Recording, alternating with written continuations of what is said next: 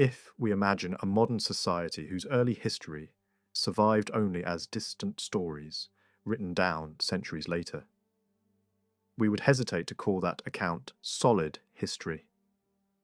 At best, we would treat it as tradition, valuable for what it suggests, but unreliable as direct evidence.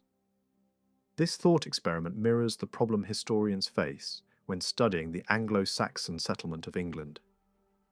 For the period between the mid-5th and mid-7th centuries, there are no truly contemporary written records. What survives was written long after the events themselves, shaped by memory, storytelling, and interpretation rather than direct observation. The writings of Bede mark a clear dividing line. When he describes events close to his own lifetime, his work stands as genuine contemporary history. For this, his importance is unquestionable. But when he turns to the earliest Anglo-Saxon migrations and settlements, he is describing events that took place many generations before he was born. In these cases, he relied almost entirely on tradition. He likely did so carefully and honestly, but later writers often treated these early sections with more certainty than Bede himself would probably have claimed.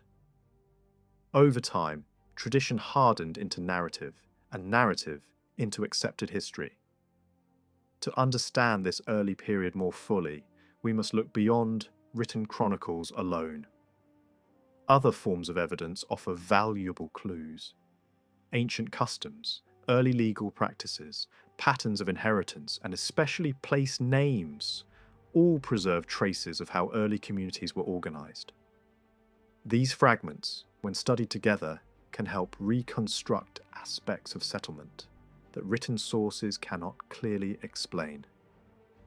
They point towards social structures rooted not in centralised states, but in kinship, clan, and tribal identity. Research of this kind is slow and often frustrating. Progress is rarely dramatic. Yet by carefully comparing English evidence with similar material from northern Germany and Scandinavia, small but meaningful insights emerge. Shared customs, comparable legal ideas, and striking similarities in place names suggest deep connections between the settlers of England and specific regions across the North Sea. These parallels are not accidental. They reflect the movement of related groups who carried their social habits and naming traditions with them. At the heart of this process lies tribal organisation. Many features of early English society make little sense unless we understand that law, land holding, and identity were originally based on family and clan rather than territory. Entire communities were known by collective names, often derived from a common ancestor or founding group. Some modern place names still preserve these origins, while others point to clans whose names have otherwise disappeared from memory. Differences in local customs, especially those governing inheritance, likely reflect the survival of older tribal traditions long after political unity had formed. Even the familiar labels Angles, Saxons, and Jutes can be misleading. These were not nations in the modern sense, but broad names covering loose confederations of tribes. The settlers spoke related forms of speech that could be understood across groups, but these were not yet a single language. Over centuries, these dialects slowly blended, though traces of their differences remain visible in regional speech patterns even today. Place names provide some of the most durable evidence of this early world. Most English place names are Germanic in origin, though not all can be confidently explained. Some describe physical features such as hills, rivers, forests, or crossings, and many of these names may have been assigned after settlement was already well established. Others, however, are far older. Names derived from clans or family groups likely date back to the earliest phases of settlement, whether they originated from a large kin group or from the followers of a single leader. In the earliest communities, law was not tied to fixed borders, but to people. Justice was administered by families and kindreds, not by territorial authorities. Communities named themselves, but the names that endured were often those used by their neighbours. Over time, many of these names vanished, even in regions considered the heartland of early Anglo-Saxon power. Countless place names recorded in early documents can no longer be identified. This loss reminds us how incomplete the historical record truly is. Alongside Germanic names, the English landscape also preserves words for natural features that belong to an even earlier past. These hints point to populations that existed before the Anglo-Saxons arrived. Reading the map of England is like examining a layered manuscript, where each generation has written over the last. Linguists offer powerful tools to interpret these layers, but language alone cannot explain everything. Cultural practices, technology, and social organization do not always move in step with grammar and sound changes. Some of the most revealing place names are those formed from family relationships. Names built around the idea of descent or belonging indicate communities that define themselves through ancestry. Such names could refer to the descendants of a single individual, to a wider kin group, or to the people inhabiting a particular district. In some cases, these naming patterns match those found in parts of continental Europe, especially in regions known to have close ties to the early Saxons.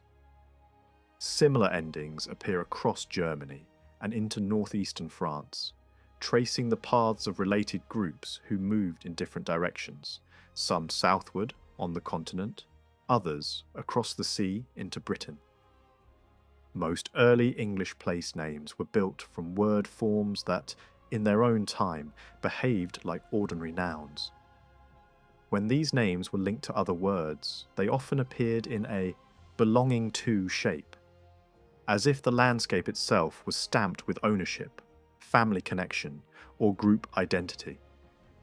Yet just as often, the words fuse together into tight compounds.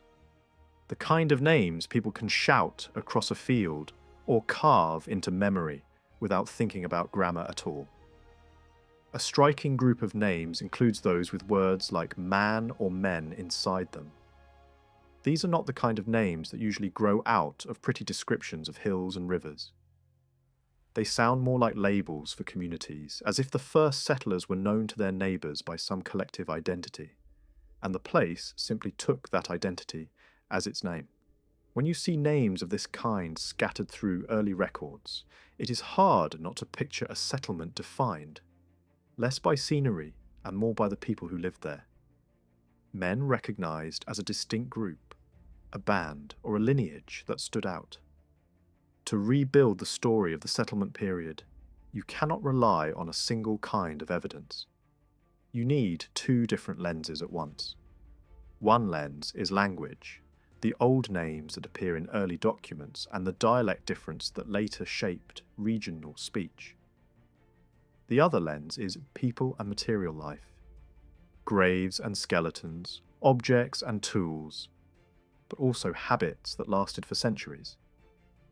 Some customs, especially rules about who inherits land and how property passes through families, can survive long after politics and borders have changed. They are stubborn, almost like fossils embedded in daily life. In many parts of England, older memories survived as local rivalries. Neighbouring villages could carry a sense of separation that felt tribal, not merely personal. Stories were passed down about contempt between communities only a few miles apart.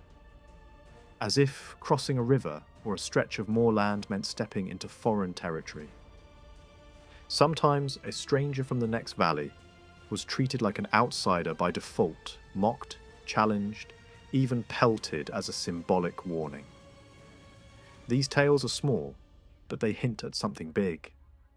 Early settlements could be isolated worlds, and a difference in origin could remain socially real for a very long time. If groups of different background lived close to one another, they did not automatically blend. They might keep their own rules, their own ways of settling disputes, their own habits of landholding and kinship. Under ordinary conditions, there was little reason for everyday mixing. Without shared institutions pulling people together, the next community over could remain emotionally distant, even after generations. That lingering distance may explain why some places received names that basically meant the other people, the strange people, the outsiders. The name was not created by the inhabitants themselves, but by those around them, marking them as different. Early England was not built by one neatly defined people. The labels we use today compress a messy reality. Angles, Saxons, Jutes, and the rest were umbrellas for many smaller groups. They did not all speak in exactly the same way, and some dialects could have sounded unfamiliar even to close neighbours. When speech differences lined up with different local customs, the boundary between groups would feel sharper. A village could be known not just by where it sat, but by how it spoke, how it inherited, and who it considered kin.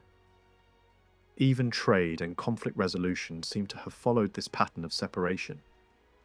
The earliest meeting points were often not inside settlements, but at their edges, on boundary ground. People met at the margins to exchange goods, settle disputes, and negotiate with neighbours, as if the safest place for contact was not the heart of either community, but a strip between them. Over time, many of these border meeting places left their mark in later names that still echo an older function. A spot where outsiders met outsiders under rules that made contact possible. When we talk about the making of the Old English population, we should imagine a blend formed on the ground in Britain, not a single imported package. There were Germanic-speaking settlers of several kinds, and in some areas northern influences left traces that cannot be explained by one source alone. A few small strands may even point to Slavic-speaking groups, absorbed into larger communities but leaving faint fingerprints in settlement patterns, local traditions, or unusual naming forms. Language itself carried layers.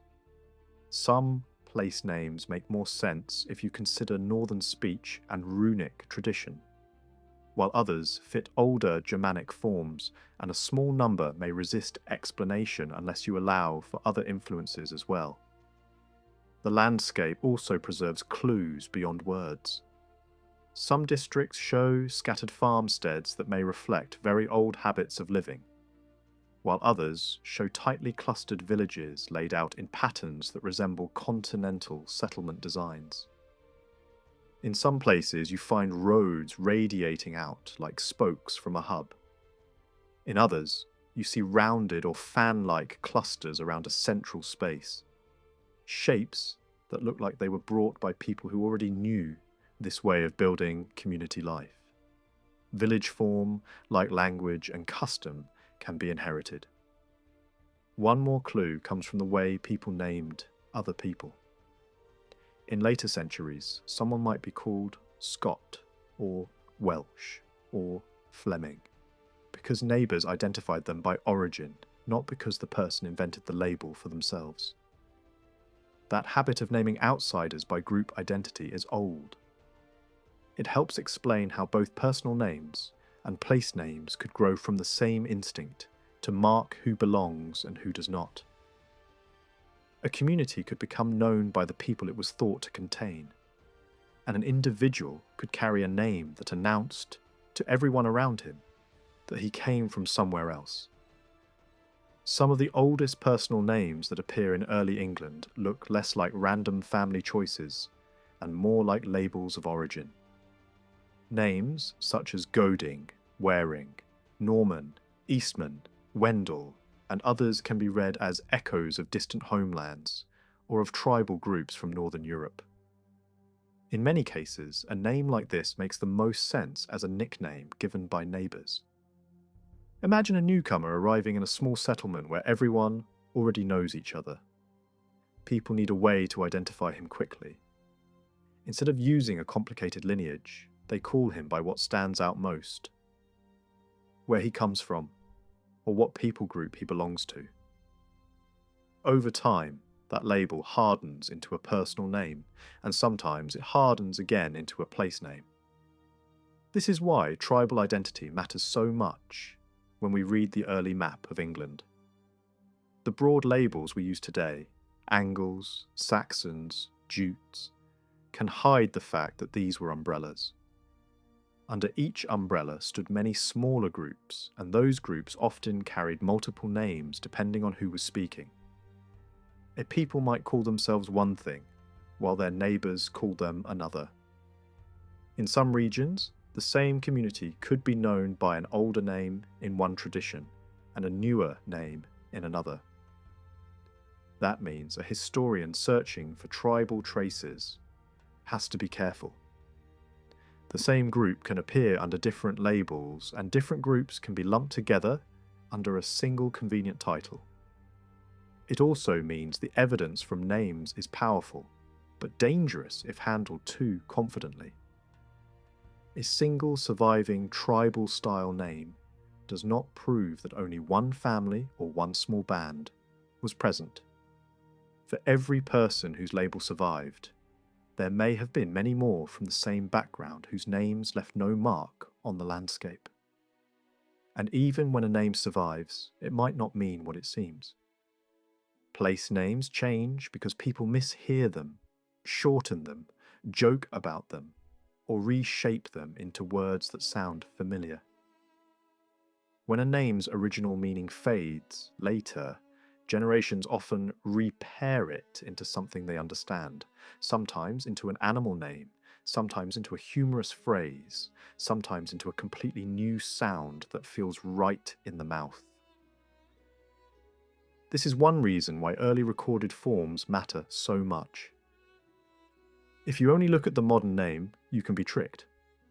The oldest spellings are like an earlier layer of the map, closer to the moment when the name still made sense to the people who used it.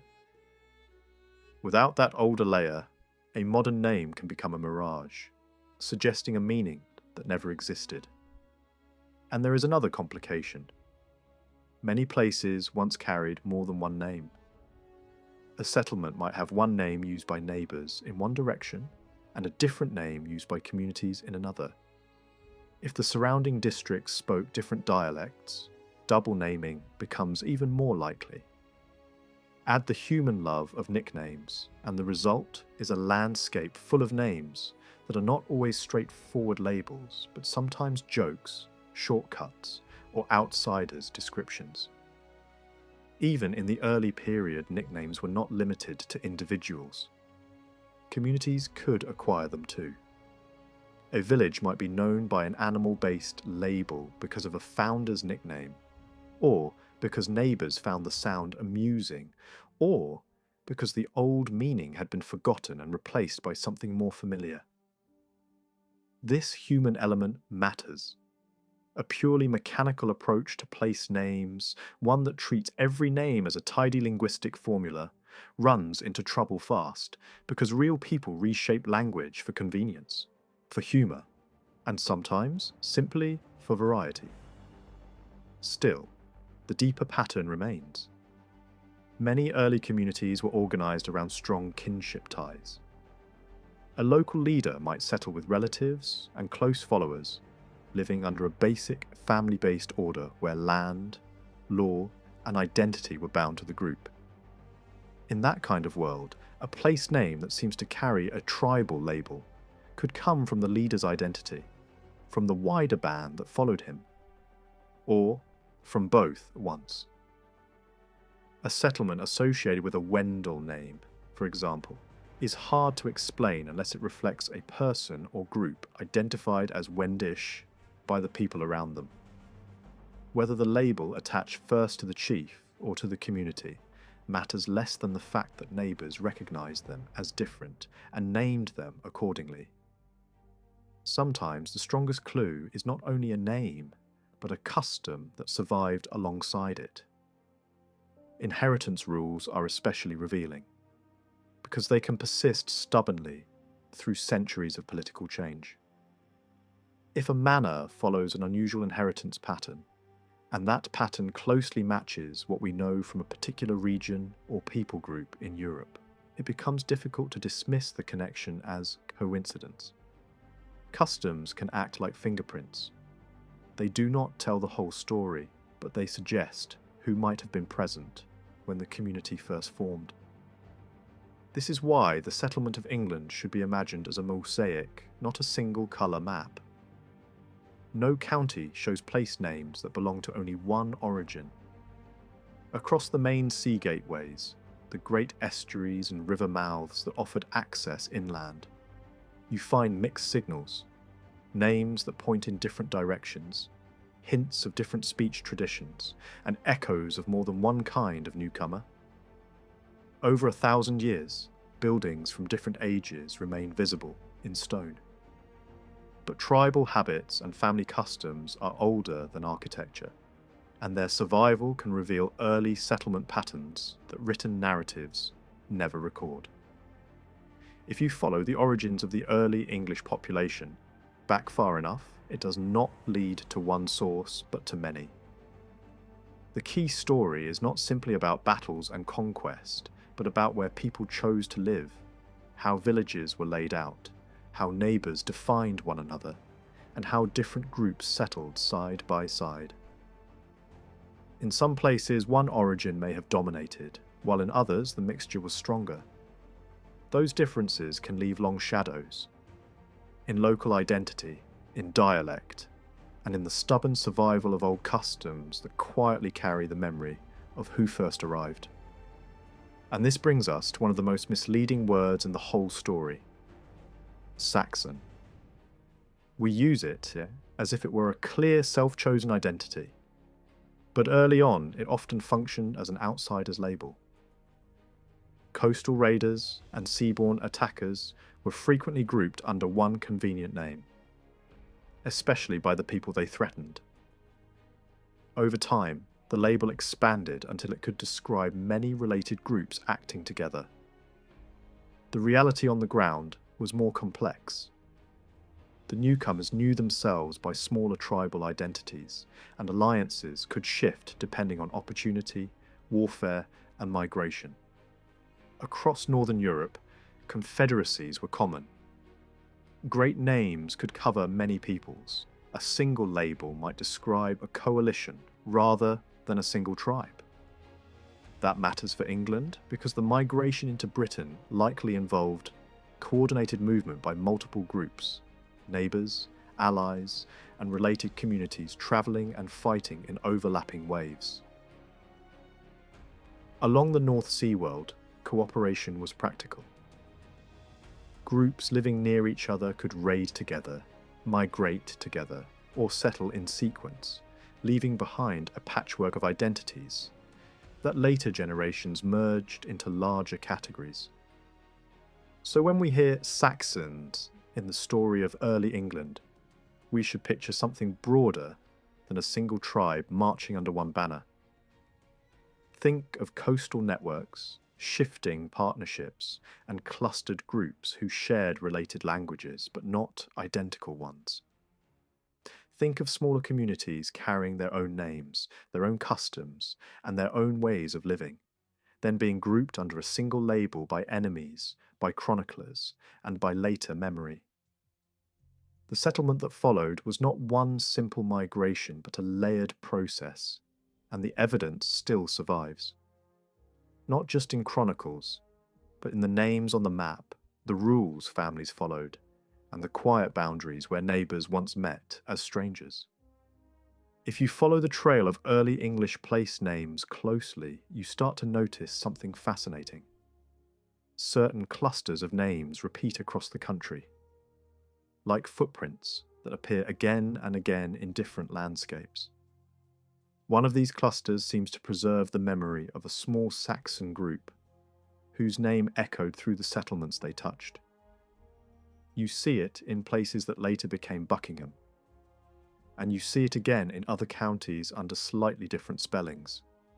The pattern is hard to ignore. It suggests that settlers carrying the same identifying label were moving, settling, and leaving their mark wherever they established a new home. In a world where outsiders were often named by their neighbours, that label could stick easily.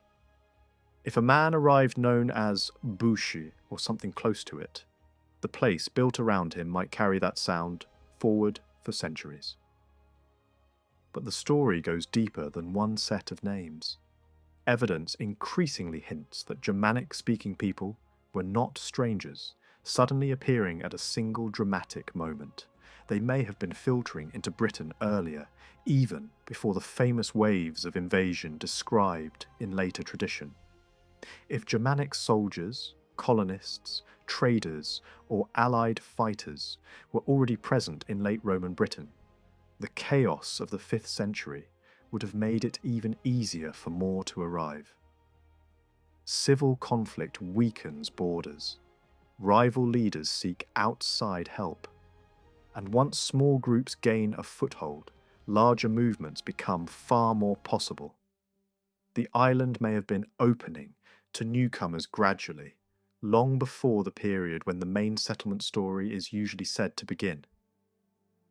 When we try to locate the people later called Saxons on the continent, we run into another problem. They did not stay neatly in one place. Ancient writers placed them in regions that later centuries would describe differently, and that alone tells you how mobile these communities could be. Some groups likely shifted south and west over time, while others remained closer to the great rivers and the northern coastlands. And nearby were other populations with names that sound like allies, neighbours, or rivals, groups whose identities overlapped, merged, or split depending on politics and opportunity. The North Sea world was not a set of sealed boxes. It was a living network. Even the word Saxon itself is slippery. It was used early, but not always in a way that proves a single unified people. Sometimes it looks like a label for seafaring raiders, a name outsiders used to describe coastal fighters who struck by ship. Sometimes it points to settled communities along the shore. In reality, both can be true. Raiding and settling often come in sequence. A coastline might first be attacked, then used, then occupied. That pattern is repeated again and again in European history, and it fits the evidence here as well. Across the Channel, there were coastal zones that became associated with people called Saxons long before the main settlement of England. That matters because it suggests something simple but important. Not every Saxon who later crossed into Britain had to come from the far northeast.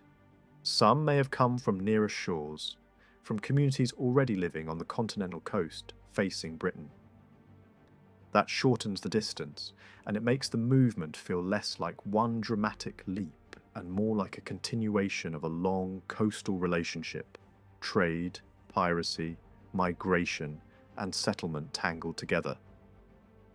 Meanwhile, Europe was in motion. Major migrations shook the continent, and when one people moved, others were pushed or pulled in response. If a powerful group migrated south, it could create openings, pressures, and violence in the regions they left behind. Defeats could scatter survivors. Alliances could reshuffle overnight. In such a world, it is easy to imagine displaced fighters and families choosing the sea route into Britain as one more path to survival and land. Settlement is often the shadow cast by war. This is also why early British and English sources can describe waves of newcomers arriving again and again, as if reinforcements were constantly being drawn from across the sea. The invaders were not necessarily a single tribe returning for more. They could be a rotating stream of allied groups, different leaders, different war bands, different backgrounds, gathered under one convenient label. To the people being attacked, they might all look like Saxons. To themselves, they likely had more specific identities. And that brings us to the most important point for a documentary narrative. The settlers who built early England were not all the same. Even within the regions later called Saxon kingdoms, there are signs of diversity. Local customs varied from one district to the next. Burial evidence varies. Place names vary. Everything about the record suggests mixture. Different groups settling near each other, sometimes blending, sometimes staying separate for generations. One of the clearest hints comes from human remains. The physical evidence from early cemeteries shows a broad range. Not a single uniform type, repeated everywhere. Most individuals fit what you would expect for northern Germanic populations of the time, but a noticeable minority do not match the standard profile. Importantly, similar variation appears in cemeteries across northern Germany itself. That means the differences seen in England do not need to be explained only by mixing with the native Britons. Some of the variation may have been carried in from the start, because the so-called Saxon newcomers were not one perfectly uniform people. They were already a mix of closely related groups, with small but real differences that could reflect separate tribal backgrounds. When you combine all these strands, the picture changes. England was not settled by a single tribe marching in one direction. It was settled by a shifting coalition. Germanic-speaking groups from different zones, arriving in multiple waves, shaped by continental pressures, coastal networks, and local opportunities. Some came as raiders, some as allies, some as colonists, some as families looking for land. Over time, these groups were bundled into big labels, Saxon, Anglo, Jute, because large labels are easier to remember than messy reality. The result was a new population that carried many origins inside it. That is why dialects differed so strongly. That is why local customs could be stubbornly distinct from one valley to the next. That is why the map of England holds so many layers of meaning. If you treat settlement as a mosaic rather than a single story, the evidence stops contradicting itself. It begins to lock together. Repeated place name patterns, early coastal contacts, waves of newcomers from many districts, and the physical variety seen in graves. The early English world was built from many streams, and those streams left their marks in land, language, and memory. The Angles appear in early Roman era writing as one tribe among many on the northern edge of Europe, linked closely with another people known as the Varangian. Then, for generations, they seem to vanish from the written record. And when they suddenly re-emerge in later English memory, they are no longer described as a small coastal group, but as a force large enough to give its name to most of the land north of the Thames. That jump creates an immediate puzzle. How could a people supposedly rooted in a tiny patch of Schleswig become the dominant name behind England itself? The simplest answer is that the famous homeland called Anglen was never the whole story. It may have been a symbolic core, a frontier zone, or a remembered heartland, but the people identified as Angles likely occupied a wider belt of territory. Their world sat between powerful neighbours, Frisians to the west, Saxon groups to the south, and Slavic-speaking communities along the Baltic to the east. In such a crowded borderland, identities were not sealed off. Alliances formed early, and they could last for centuries. The Angles, in particular, seem to have moved through history alongside a long-term partner. The Warings, the same Varini mentioned by the Roman writers. In later continental law codes, Their names even appear paired, as if the two peoples were meant to be understood together, sharing rules and political habit. Once you accept that, the scale of the migration into Britain becomes easier to explain. If the Anglo expeditions were really a coalition led by a dominant group, then the name could travel farther than the original homeland. That is exactly what later English tradition implies. Early English writers do not describe the settlers as coming from only 3 neatly labelled peoples. They mention a much longer list of northern groups, Frisians, Danes, and others, whose descendants were said to be present in Britain from the beginning. This matters because it pushes Scandinavian involvement earlier than the famous Viking Age.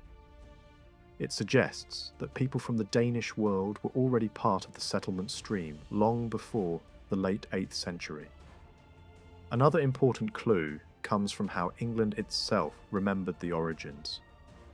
In later descriptions of the northern seas, English tradition places the ancestors of the Angles, not only in Schleswig, but also in the Danish islands and in parts of Scandinavia. That tradition fits the sheer size of the Anglian footprint in Britain. It also fits something else. The cultural habits linked to the Angles seem to lean northward. Even the way they reckon the turning of the year appears closer to Scandinavian practice than to the older pattern associated with many Germanic communities farther south. But the most dramatic evidence is not in chronicles. It is carved, scratched, and stamped into objects, messages that survive because they were physically made, not because someone chose to write a history book. These are the early Runic inscriptions found in Britain. The distribution is telling. They appear especially in areas connected with Anglo and Jutish settlement, and they are far less visible in the regions traditionally described as Saxon heartlands. That imbalance matters because it suggests real cultural distance. The groups we call Angles and Jutes carried a writing tradition that the Saxon settlers, at least in their main zones, do not seem to have used in the same way. Runes begin as a northern craft. They are tied to the Gothic world of the Baltic and Scandinavia, and their letter forms show a clear lineage from Mediterranean alphabets. The path is almost cinematic. Shapes inspired by Greek letters travel through contact and trade, are reshaped in the far north, and then cross the sea into Britain with migrating settlers. In England, those northern characters appear on early weapons and personal objects, and later they appear on stone monuments in the north, becoming part of a local tradition of memorial and message. What makes this even more intriguing is that traces of the same early runic style show up far from Britain as well. On the Baltic coast, in regions tied to Gothic and Vandal movement. In some cases, objects found there can be dated to the same general era as the earliest settlement phase in Britain. That suggests communication across the North Sea and the Baltic was not occasional. It was active. Goods moved, people moved, alliances and trading networks linked communities from Scandinavia to the Baltic coast and into the new settlements in England. And this is where the Angles begin to look less like a small tribe from one little district and more like a label for a wider northern network. Their migration into Britain seems connected to the sea routes of the Baltic and the Scandinavian world. Their allies and companions were not limited to one neighbour.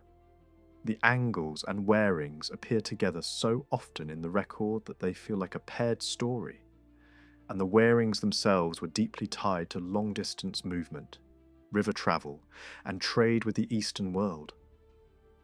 In later centuries, men from those northern backgrounds became famous for serving abroad as elite soldiers in the great imperial city of the East.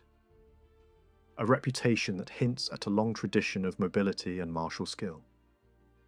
In Britain, the runes become a kind of fingerprint for that northern connection. They show that the early settlers who carried the Anglian name arrived with more than swords and ships. They carried a cultural toolkit, skills, symbols, and habits learned in a northern world shaped by long-distance contact.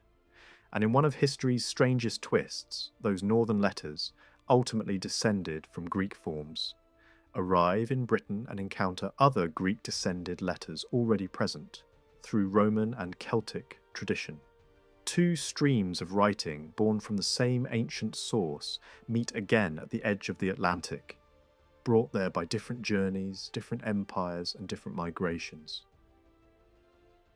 So, when you look at the Angles through this lens, the story shifts. They are not simply a small people from a tiny homeland who somehow conquered half an island. They look more like leaders of a larger coalition, tied closely to allies like the Warings, drawing in neighbours from the Danish world and connected to the Baltic networks that carried goods, symbols, and writing across vast distances.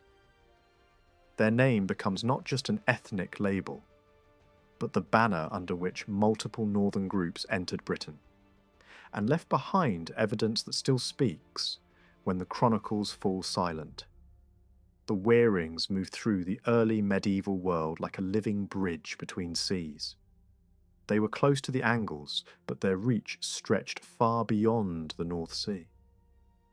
Along the Baltic coast, they were tied to the rise of long-distance trade that connected northern ports to the wealthy cities of the eastern Mediterranean.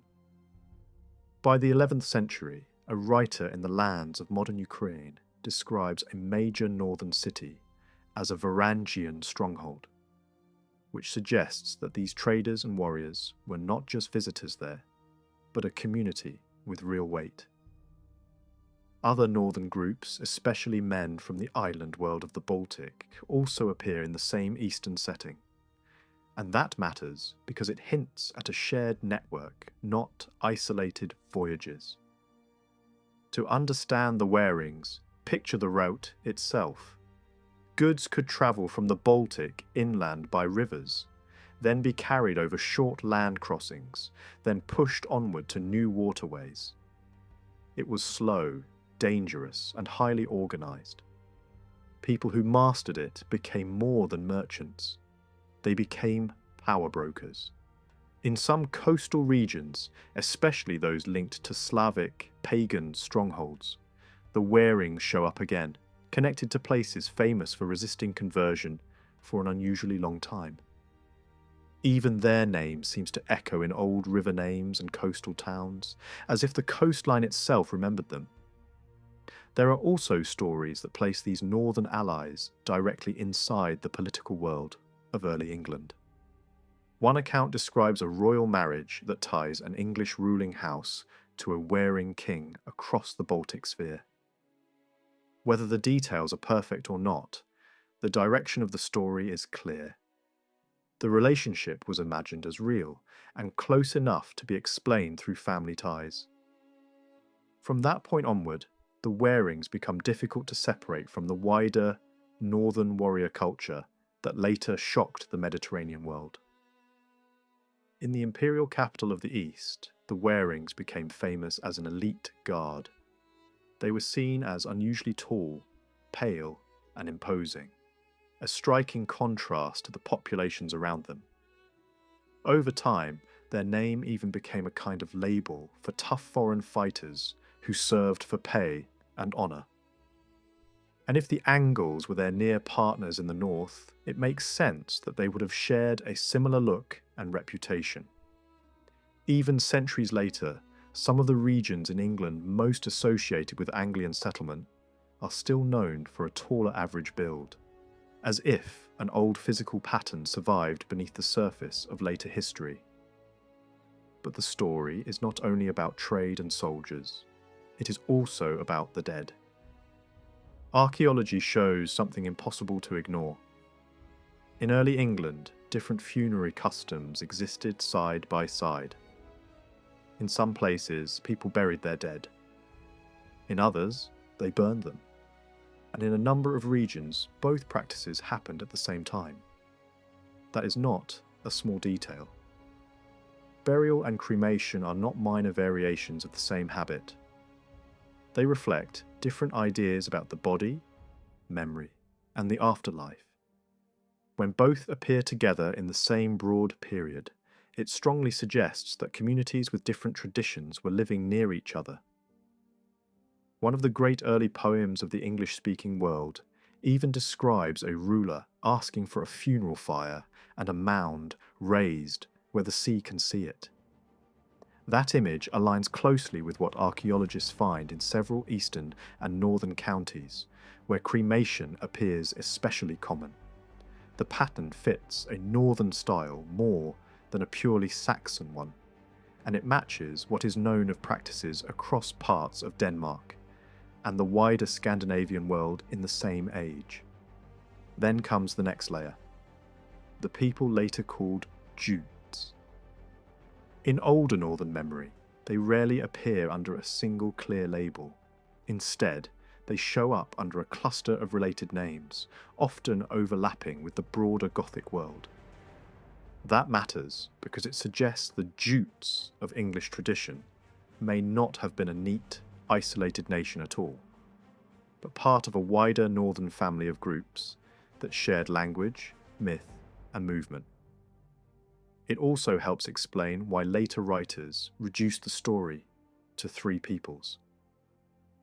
That simplification made the narrative tidy, but it likely erased the real complexity that earlier observers still remembered. Some early English writers list far more source peoples than the famous trio. They speak of groups from the northern coasts and islands, and they place Danes among the ancestors of the settlers long before the well-known Viking raids. Another early British writer uses just one label for all the invaders, calling them all Saxons, not because they were truly one people, but because from the viewpoint of the attacked communities, one name was enough. That tells you more about fear and perspective than about ethnic reality. When you widen the lens, another northern power dominates the background, the Baltic trade machine. No place represents it better than Gotland. For centuries, that island functioned like a northern clearinghouse, where wealth, goods and information flowed in and out. The evidence is not vague. Coins from the Roman world appear there in huge numbers, showing that trade links were active even in the days of the empire.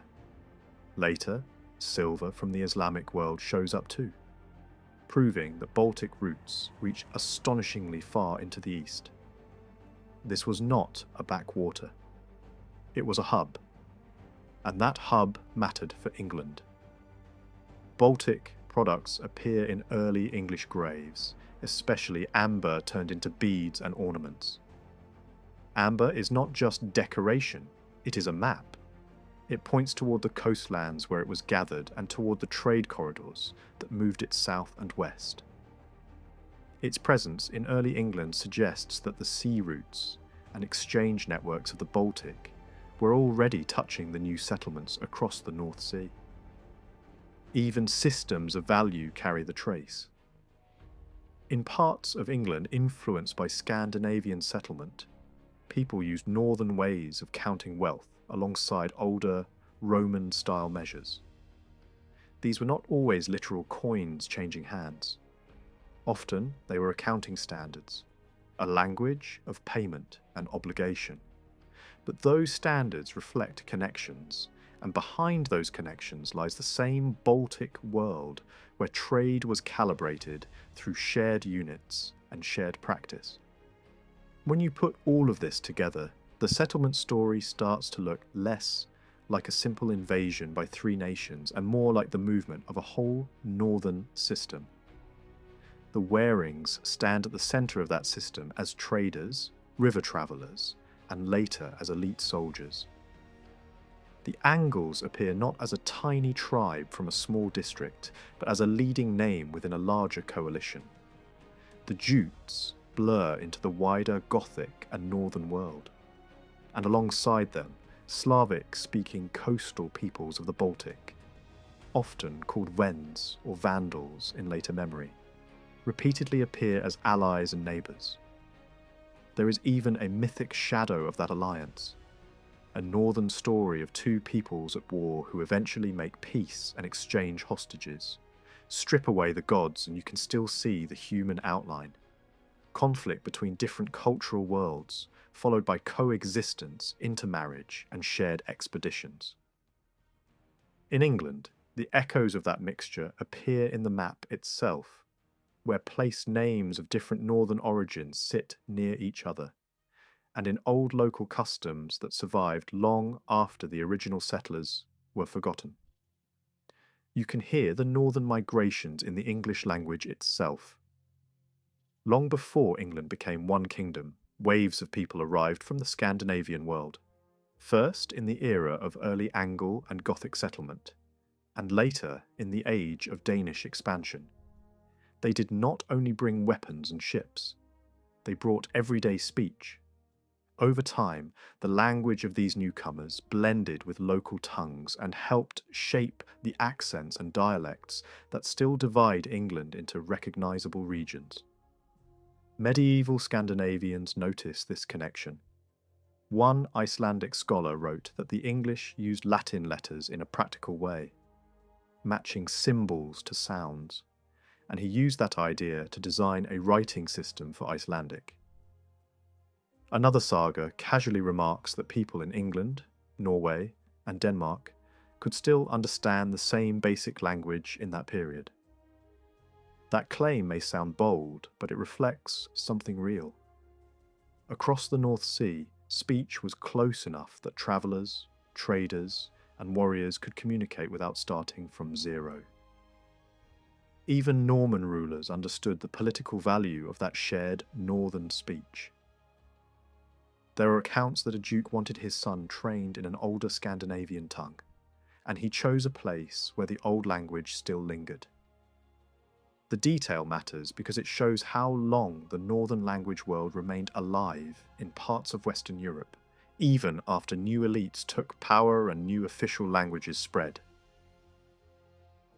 When you turn to the so-called Jutes, the evidence suggests they were not simply a neat, separate nation in the way later summaries imply.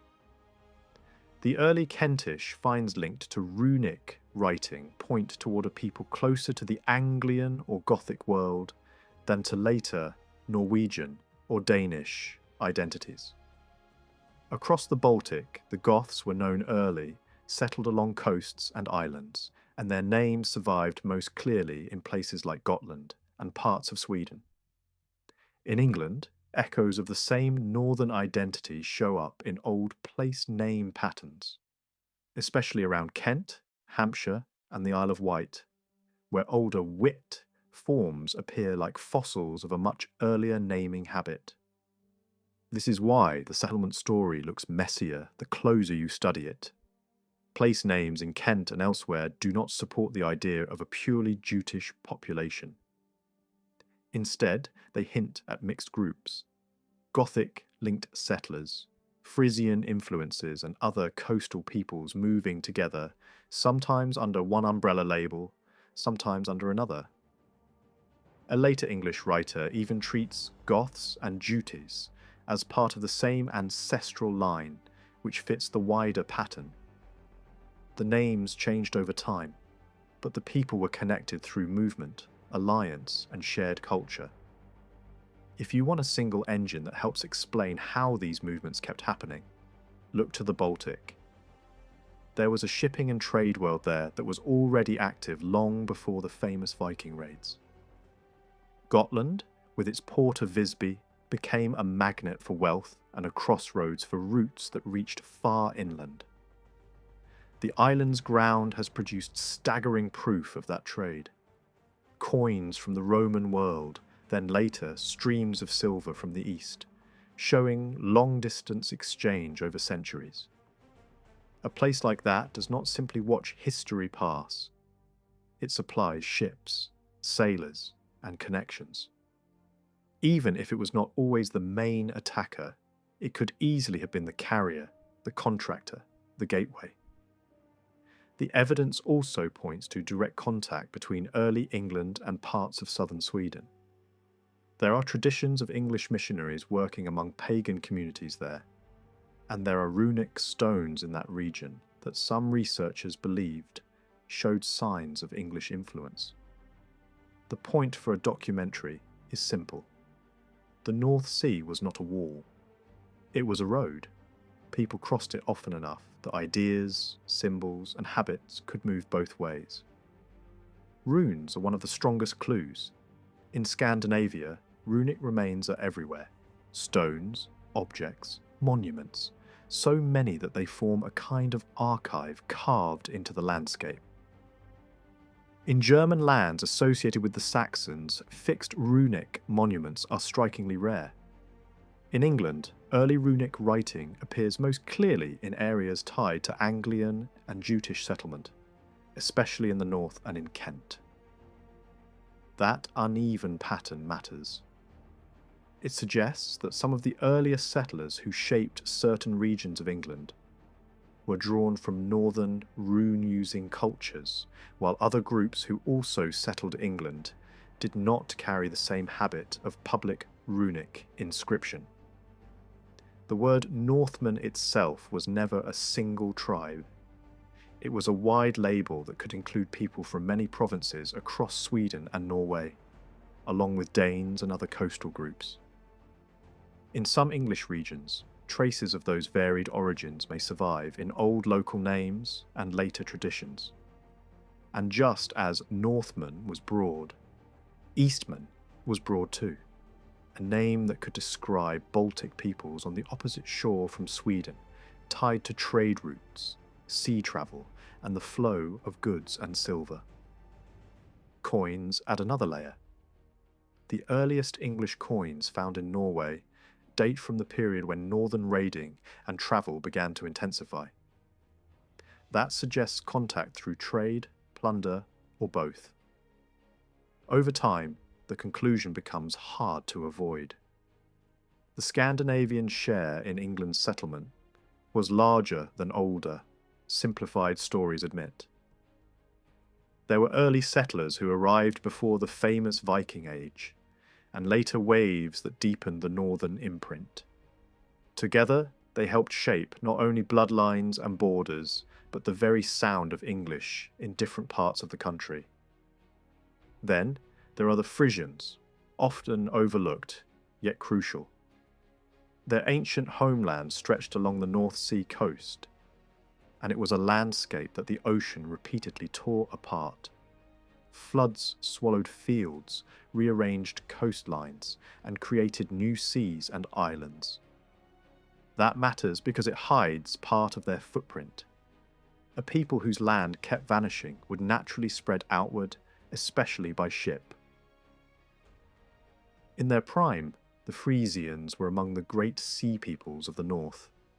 Their trade reached into the Baltic, where they met Goths, Danes, Slavic coastal peoples, and others. They were the kind of maritime power that could supply ships for expeditions, whether as leaders or as the essential transport behind someone else's war. Some early accounts even describe Britain as being occupied by three major peoples, listing Frisians alongside Angles and Britons. Other writers use Saxons as a blanket term for these same invaders, which helps explain how one name could hide several different origins. Frisian settlement patterns also make sense when you think like a coastal navigator. Their power was sea-based. Their movement followed shorelines, and their new communities in Britain often favoured sites that kept sea access close. Over time, their identity blurred into larger confederacies, and their language began to disappear under pressure from stronger neighbours. That slow absorption happened in more than one place. It happened to other famous peoples too. Some vanished so completely that only a regional name survives as their tombstone. Even so, the Frisian trace did not vanish entirely. Their place name habits left patterns behind, and their language survived in pockets through multiple dialects. Certain endings in names point back to them, and some English regions even preserve a pronunciation that echoes the same older habit. Meanwhile, medieval writers still spoke of Frisian nations, hinting that the Frisians were never just one uniform block, but a cluster of related groups, each with its own customs and legal traditions. If you want to measure how much the Frisians mattered in the making of early England, you can do it without digging up a single grave. You can do it by listening to the language. Linguists who compared Old English with Frisian kept running into the same problem. The similarities are too specific to be an accident. It is not just that the two languages share a family tree.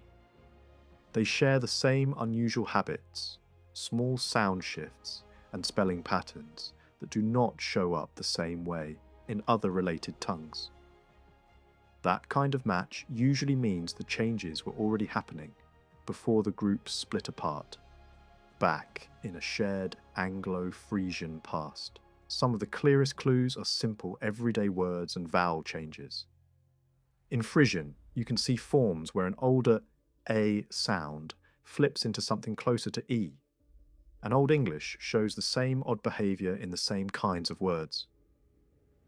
You also see how the two languages handle certain vowel pairs in ways that German does not. Even the special terms for major points in the year line up in striking ways. Frisian and Old English share rare seasonal words and build their own common vocabulary for things like the solstice and equinox earlier than their neighbours. When two languages match in that kind of niche vocabulary, it hints at long contact and shared development, not just distant ancestry. Language is only one trail, though. The Frisians were not a single uniform block. They were a coastline of related peoples who could be called Frisians in one source, and then named by smaller tribal identities in another. Some groups had their own reputations and their own territories, and certain names tied to rivers and regions in the Low Countries still preserve those old labels. One of these groups appears in early English tradition under a name that sounds like Huni. The same name turns up in northern songs and legends, and it leaves a wide footprint across the North Sea world, attached to districts, waterways, and local memory. That name carries another kind of evidence: folklore and landscape. Across parts of northern Germany and the Netherlands, old burial mounds and stone graves were often labelled as giant places in local tradition, using words built from that same root. The language of legend does not prove ethnicity by itself, but it does show that the label was ancient, widespread, and strongly anchored in the regions tied to Frisian life. It also hints that Frisian could mean a coalition, with different layers of people living side by side, some fair, some darker, some older in the region than others. Another major partner in this coastal world was the Chauci, a large people who lived between the Weser and the Elbe. They were closely connected to the Frisians and appear in Roman-era descriptions as a serious power along the coast. Later, their name fades, likely swallowed by larger political unions, but traces of it survive in place names on the continent. What matters for England is that coastal groups like this had both motive and means to cross the sea. They had ships, they had experience, and they lived in lands where floods, storms, and limited farmland could make overseas settlement look like opportunity, rather than exile. Archaeology adds texture to this picture. Certain types of burial containers found near the old coastal homelands also appear in scattered parts of England, including regions far from the usual Anglo versus Saxon story. You do not get that kind of distribution unless people moved, and moved in numbers. Even if you ignore heroic legends and later chronicles, the objects quietly suggest the same thing. Multiple coastal groups took part. not just one neatly labelled nation. The Roman writers who describe the Frisian coast paint a harsh world, low land, water everywhere, homes raised on mounds, peat and mud used as fuel, rainwater collected for drinking. It is a brutal setting if you are trying to raise families and build stability. From that kind of environment, migration is not a mystery. It becomes a survival strategy. And Britain was close, only a short sail away. If a strong group could secure a foothold, the rewards would be enormous compared to the struggle of living at the mercy of the sea. There is also the religious bridge, which tells you something about kinship. Centuries after Frisian settlers had already blended into England, the remaining Frisians across the sea were still pagan. Missionaries from the Frankish world struggled, but missionaries from England had an advantage. They sounded more familiar. They spoke closer dialects, shared cultural habits, and carried a sense that they were dealing with cousins across the water. When you read the record of those missions, you are not just seeing religion spread. You are seeing the shadow of an older migration and a shared origin. Small finds strengthen the same point. Objects discovered in the Low Countries have been linked to early English-style Runic writing, suggesting contact moving both ways: trade, return journeys, skilled metalworkers, or people travelling between settlements and homelands. It is the kind of evidence you expect if the North Sea is functioning as a corridor, not a border. And then there is naming, one of the most underrated forces in early history. In a world of small communities, people were often identified by who they were: their group, their clan, their origin. If someone from a particular tribe settled among outsiders, the easiest label was the tribal name itself. Over time, those labels could turn into personal names, and personal names could become place names when a farm or village took the name of its leading family. That is how the map can become a memory bank. When you later find repeated personal names built from the same tribal roots in early English records, it suggests that the people behind those names were not a handful of strangers. They were present in enough numbers for long enough to leave marks in everyday naming. Even physical anthropology was dragged into the debate by older scholars who compared skulls from continental sites with early English remains and argued for a strong Frisian connection. Modern genetics and methods have changed how we talk about these questions, but the older observation still fits the larger pattern. The Frisian element in the early English population was not minor. It was deep, repeated, and sustained. Along the southern shore of the Baltic and east of the river Elbe lived communities that the German-speaking world grouped under one broad label: the Wends. Roman-era writers already knew them by closely related names and described them as a major presence along that coastline. Long before the first Anglo-Saxon kingdoms took shape in Britain, these Slavic peoples were established in the regions we now associate with Mecklenburg, Pomerania, and the lands reaching inland toward the great river routes of Central Europe. They were not a single uniform nation. They were a patchwork of tribes with their own rivalries and alliances, sometimes fighting on opposite sides of the same continental power struggle.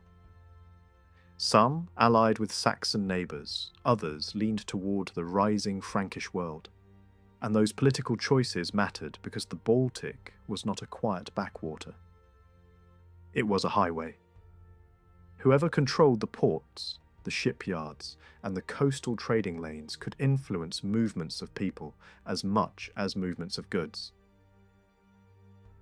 One of the reasons the Wends became tangled in debates about early Vandals is that names shifted across centuries, and outsiders often reused older labels for newer realities. Earlier writers sometimes treated Vandal like a wide umbrella term. while later medieval sources clearly describe the Baltic coast east of the Elbe as Slavic-speaking territory. If you look at the region in the early Middle Ages, the most stubborn evidence is not a king list or a heroic saga, but the ground itself. The oldest local place names in those districts are overwhelmingly Slavic in form. When later German expansion pushed eastward, it did not uncover pockets of earlier German-speaking villagers still clinging to the land. Instead, it met a deep, continuous Slavic layer. That makes the simplest reading hard to escape. The dominant population east of the Elbe during the relevant centuries was Slavic, even if older authors had once used broader labels that blurred the picture. Among the Wendish groups, the Rugians stand out because they are tied to a very specific landscape. The island, now called Rügen. In the medieval imagination, it was more than an island. It was a spiritual centre. Its most famous sanctuary, on the northern headland, was described as a shrine that drew tribute and pilgrims from far across Slavic lands. Archaeological and historical traditions link the island's religious identity to Slavic practice rather than Germanic cults, which makes it a powerful clue when early English writers list Rugians among the ancestral streams that fed into the peoples of England. That is where the English story begins to widen. The traditional narrative treats the making of early England as a mostly Germanic affair, but there are small stubborn signs that a Slavic element may have entered the mix. One possible pathway is surprisingly early.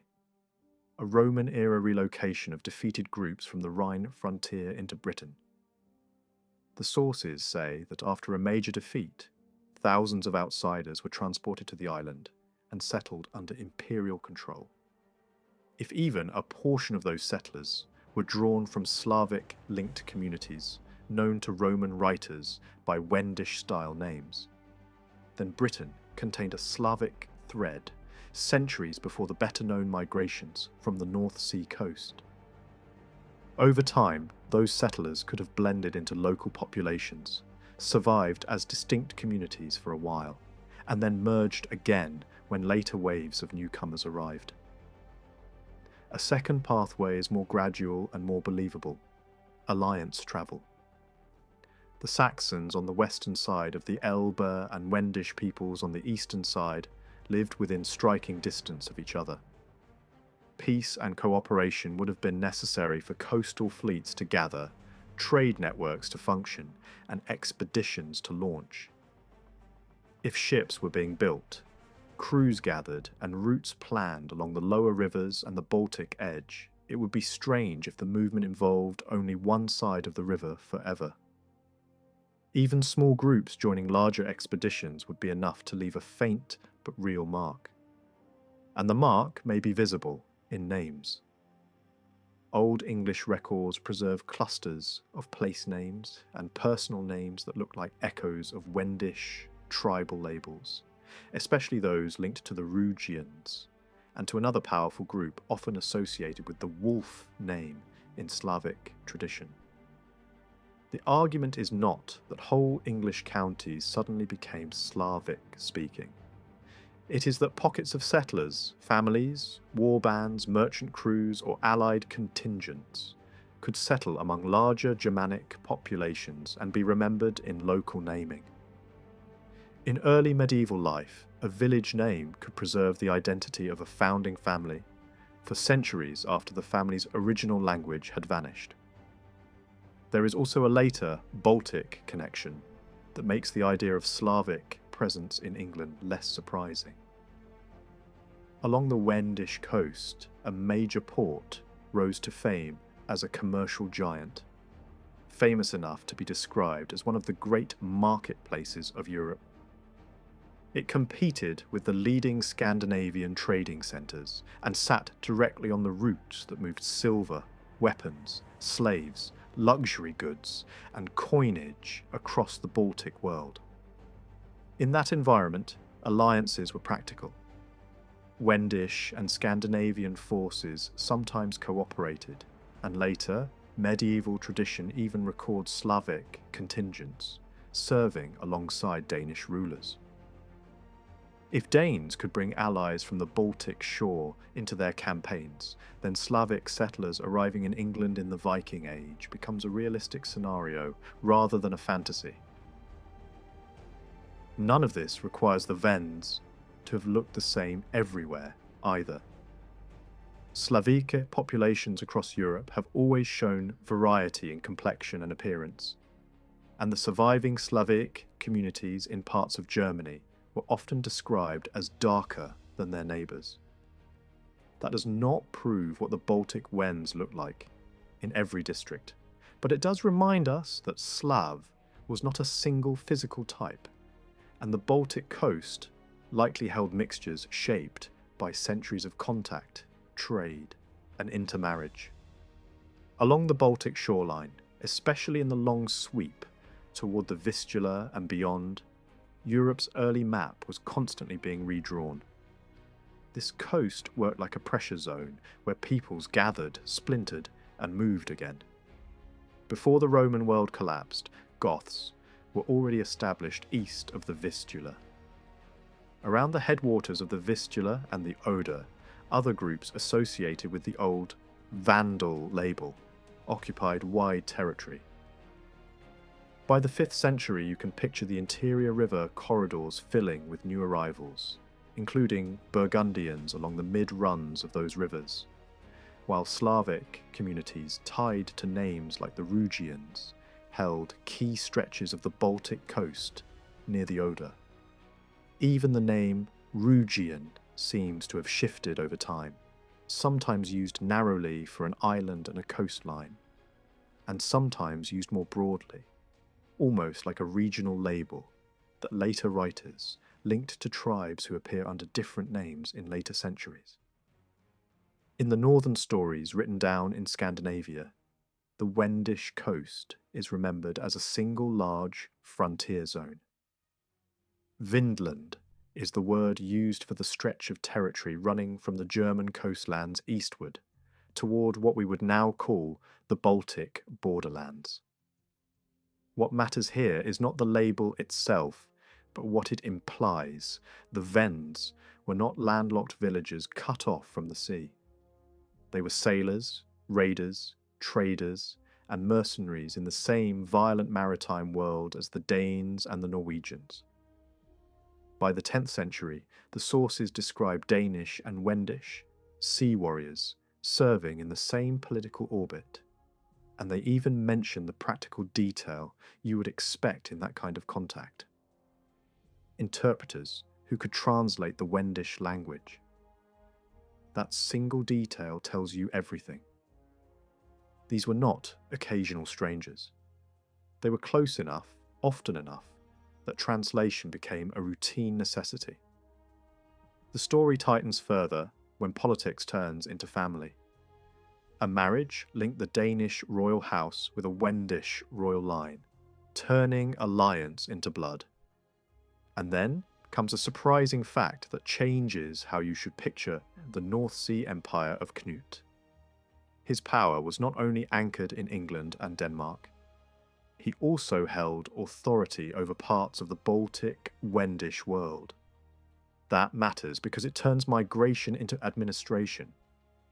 If a king controls both shores of the sea lanes, people move with him: warriors, household troops, officials, shipmen, and the followers who always gather around power. When Knut built and maintained his professional military household in England, some of those men were tied to the Baltic seafaring networks that included the famous warrior brotherhood associated with the Wendish coast.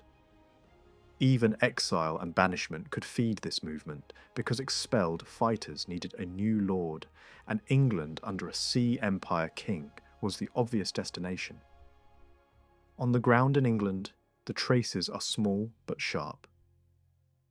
Early documents preserve place names that seem to carry the ethnic label itself, as if communities once said, "This is where the Fens settled," and the name stuck.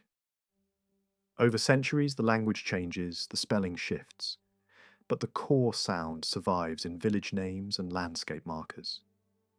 You see the same kind of survival across northern Germany too, where many Slavic names endured even after the language faded. It is not proof of mass settlement, but it is exactly what you would expect from scattered colonies that were absorbed while leaving local labels behind. Customs may tell the same story in a different way. In parts of England, one old inheritance habit appears that is far more common in Slavic legal tradition than in classic Germanic practice. The youngest son inherits the holding. That pattern is strongly associated with Slavic rural society in many regions of Europe. It also lingered in zones along the Baltic trade routes, where Wendish commerce later concentrated. A custom like that can survive long after ancestry is forgotten, because families keep doing what works, and village memory can be stronger than written law. There are also moments where the sources briefly spotlight individuals who look like they belong to the Baltic frontier world. A few names that appear alongside powerful English figures in royal documents seem to carry a non-English, non-Scandinavian flavour, the kind of thing you might expect if men from the Slavic coast were present in a king's circle. Add to this the record of a prominent Wendish prince who entered Knut's service, spent time in England, and even married into the dynasty. That is not a rumour of distant contact. That is a personal bridge between the Baltic Slavs and the English court. And then there is the evidence of objects, the kind of evidence that refuses to be explained away as a copyist's mistake. A very early gold ring found on the Pomeranian coast carried runic characters that match the style used in England. Its design blended pagan symbols with motifs that hint at the religious world changing at the time. Alongside it were Roman gold coins from late imperial emperors, which anchors the deposit to the 5th century. That is centuries before the later German expansion into those regions, and long before medieval merchants could explain everything. The simplest explanation is also the most human. A warrior or trader acquired a prestigious English-made ornament, carried it across the sea, and lost it. Or it was given as a gift to a local leader as payment, alliance, or status. Either way, it shows that England and the southern Baltic were in contact extremely early, and that contact could move people, not just goods. From there, the documentary thread becomes clear. Wendish influence in England is not a single event, it is a sequence.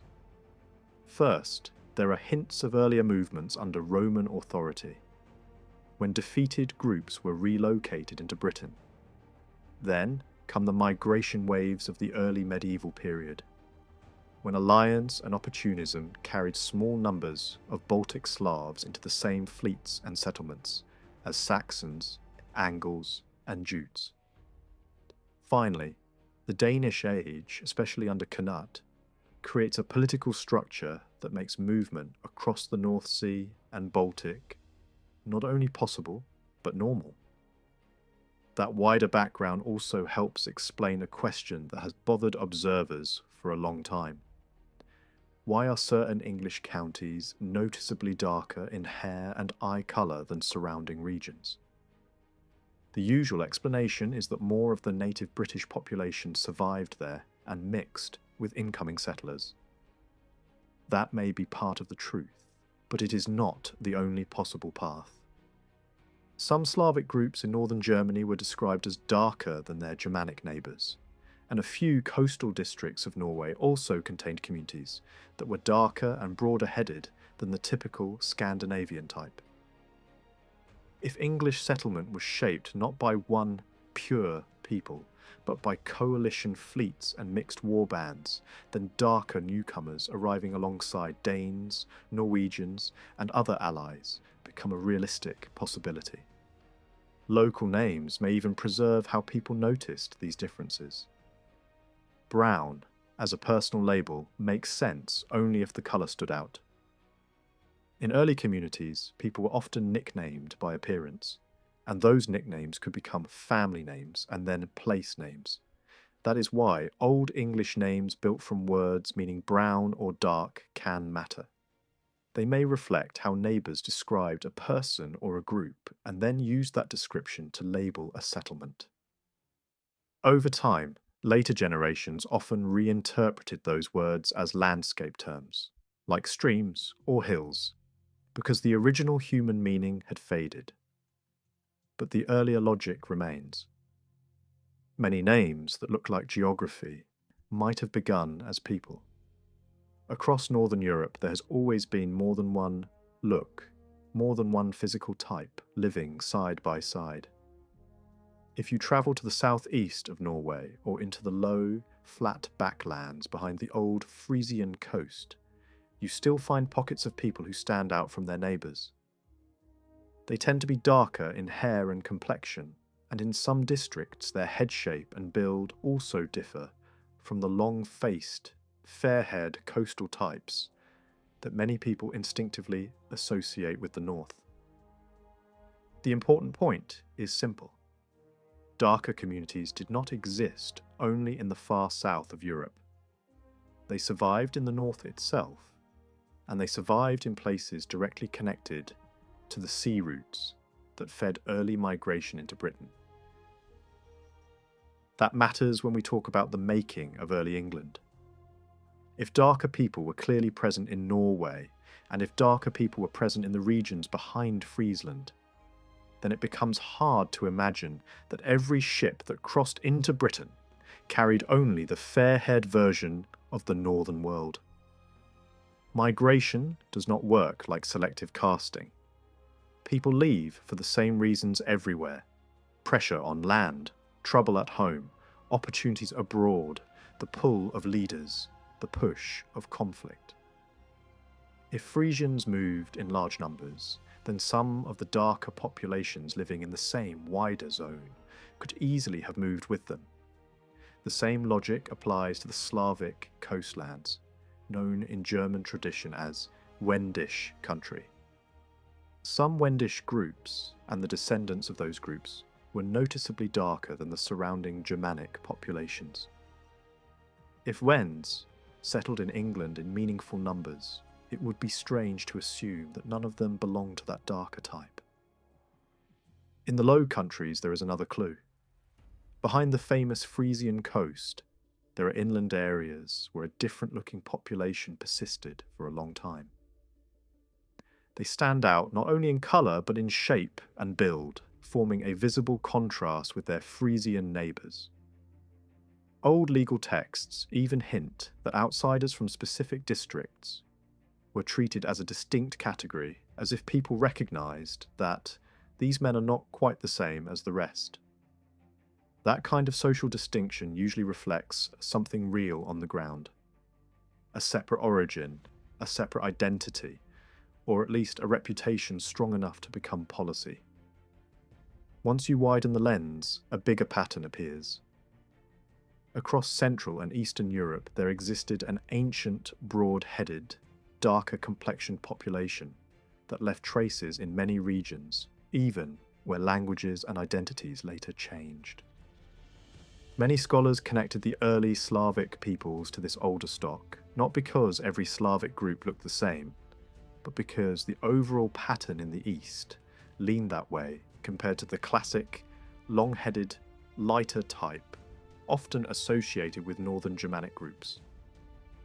This creates a strange but fascinating convergence when you think about Britain. If some darker traits in England came from older native populations, and if other darker traits arrived later with migrants from the North Sea and Baltic world, then different routes could lead to a similar result. The appearance might overlap even when the story behind it is not identical. Then the evidence becomes more personal and local because names start to speak. In early England, people were often labelled by what others noticed first: hair colour, skin tone, or a striking feature. That habit leaves footprints in personal names and in place names. You can see it in the repeated appearance of names, built from words meaning black or dark, turning up not once or twice, but again and again in records. The same happens on the map. Settlements carry names that look like they began as descriptions of people rather than descriptions of landscape. Some of these places sit right on the coast, which is an important detail because coastal names often point to arrivals by sea. A settlement near the shoreline named for dark men sounds less like a quiet survival of an older inland population, and more like a community marked by newcomers who looked different enough to be nicknamed. What makes this even more compelling is that early English sources do not usually describe the native Britons as brown or black as an ethnic label. When they speak about the Britons, they use other categories, other words, other boundaries. Yet Irish and Welsh records sometimes describe raiders as black and contrast them with fair groups. That suggests that black in these accounts was not a poetic flourish for everyone, but a real visual contrast, people who stood out even to communities already familiar with many kinds of outsiders. In Ireland, the records repeatedly speak about two rival groups of sea raiders, one described as dark, the other as fair. They fight each other, they seize ports, they struggle for control, and their leaders are named. That tells us that the dark label mattered enough to function as a category, not just an insult. In Wales, there is a chilling entry about a leader arriving with dark men, raiding an island, and carrying off thousands of captives, followed by another entry describing the ransom paid to get the prisoners back. When you place those notices beside Scandinavian stories about rulers operating out of Wendish territory, launching raids along the coasts and moving between the Baltic and the British Isles, the picture that forms is hard to ignore. Mixed fleets, mixed alliances, mixed crews, including men from the Wendish world. And there is one more route that is rarely considered in popular retellings. Not every person on a longship was a free warrior. Some were enslaved. Northern raiders took captives, traded them, and carried them across seas. A darker captive population from the far north, even from Arctic borderlands, could have been dragged into this world and carried into Britain against their will. That does not explain everything, but it reminds you how complex a migration can be. It can include settlers, soldiers, mercenaries, traders, prisoners, and household dependents, all moving under the same political storms. Put all of this together and the old, neat story begins to blur. The making of England cannot be reduced to three clean labels as if Anglo-Saxons and Jutes were a single uniform crowd. Those names often worked like umbrella terms, covering alliances and coalitions that shifted over generations. Even the grave evidence points in that direction. Most burials match the expected Northern European patterns, but a minority stand apart in head shape and physical type. The easiest explanation has always been to call these differences surviving natives, but the timeline makes that too simple. Between the Bronze Age and the early medieval settlement lies the entire Roman period, with soldiers and settlers arriving from many provinces. By the time the North Sea migrations began in earnest, Britain had already been mixed for centuries. The Danish presence in England did not begin with the famous Viking Age. Long before the great raids made headlines in chronicles, small groups from the Danish world were already appearing on the map. Early English writers used several labels for them, sometimes simply calling them Danes, sometimes using older poetic names, and sometimes naming them after the regions and islands they came from. Over time, these visitors stopped being occasional strangers and became permanent neighbours, because the movement never really ended. It started early, then surged again and again after the 8th century, until whole districts of England carried a Scandinavian stamp. One of the strongest clues is hidden in place names. You see early English locations whose names literally point to Danish people or Danish families living there. A stream, a clearing, a settlement, even an entire administrative district could carry a name that effectively says, Danes were here. Some woodlands were remembered the same way. A forest could become the Danish wood in local memory, the kind of label that usually appears only when a group has been visible long enough to shape how a landscape is talked about. But Dane in England often meant more than a modern passport would. In early medieval terms, it could function as a broad umbrella for Scandinavians in general. The language spoken across the northern seas was close enough, and the maritime world was connected enough, that English observers could fold many groups into a single category. That matters because the Baltic was not divided into neat, isolated peoples. It was a coastline of mixed ports, alliances, rivalries, and shared expeditions. When Danish power grew, Denmark became the natural command centre for coalitions sailing west. In war, in trade, and in colonisation, a Danish-led fleet could easily include partners from other shores. You can watch that wider Baltic world forming in the background. Scandinavians had reached the eastern Baltic early, leaving traces in burials, in island names, and in coastal settlements. And they were not alone out there. Slavic-speaking communities held the southern coast, and contact between Danes and these neighbours could be friendly or hostile, depending on the decade. The sea produced raiders, merchants and mercenaries on every shore. It also produced interpreters, which tells you something important. People were cooperating across language barriers, not merely fighting. Once a region needs translators on a regular basis, it means the traffic is constant. This is where England's story becomes bigger than the usual Danes versus Anglo-Saxons framing. By the late 10th and early 11th centuries, Denmark's kings were not just regional warlords. Through dynastic marriages and political expansion, they built ties that stretched into the Wendish lands along the southern Baltic. Under rulers like Knut, that connection tightened even further. If a king effectively held influence on both sides of the sea, then movement into England would not be limited to people born in the Danish heartlands. Soldiers, retainers, traders, and exiles from allied territories could arrive under Danish banners and settle in Danish-controlled zones. At the same time, the northern stories that survived in England were deeply Scandinavian in spirit. The world of heroic poetry, feasting halls, sea kings, and blood feuds feels at home in a Scandinavian setting. That matters because it hints at cultural transfer, not just military pressure. If the early English literary tradition preserves tales set among Danes and centred on Danish courts, it suggests that Scandinavian influence was not a thin surface layer.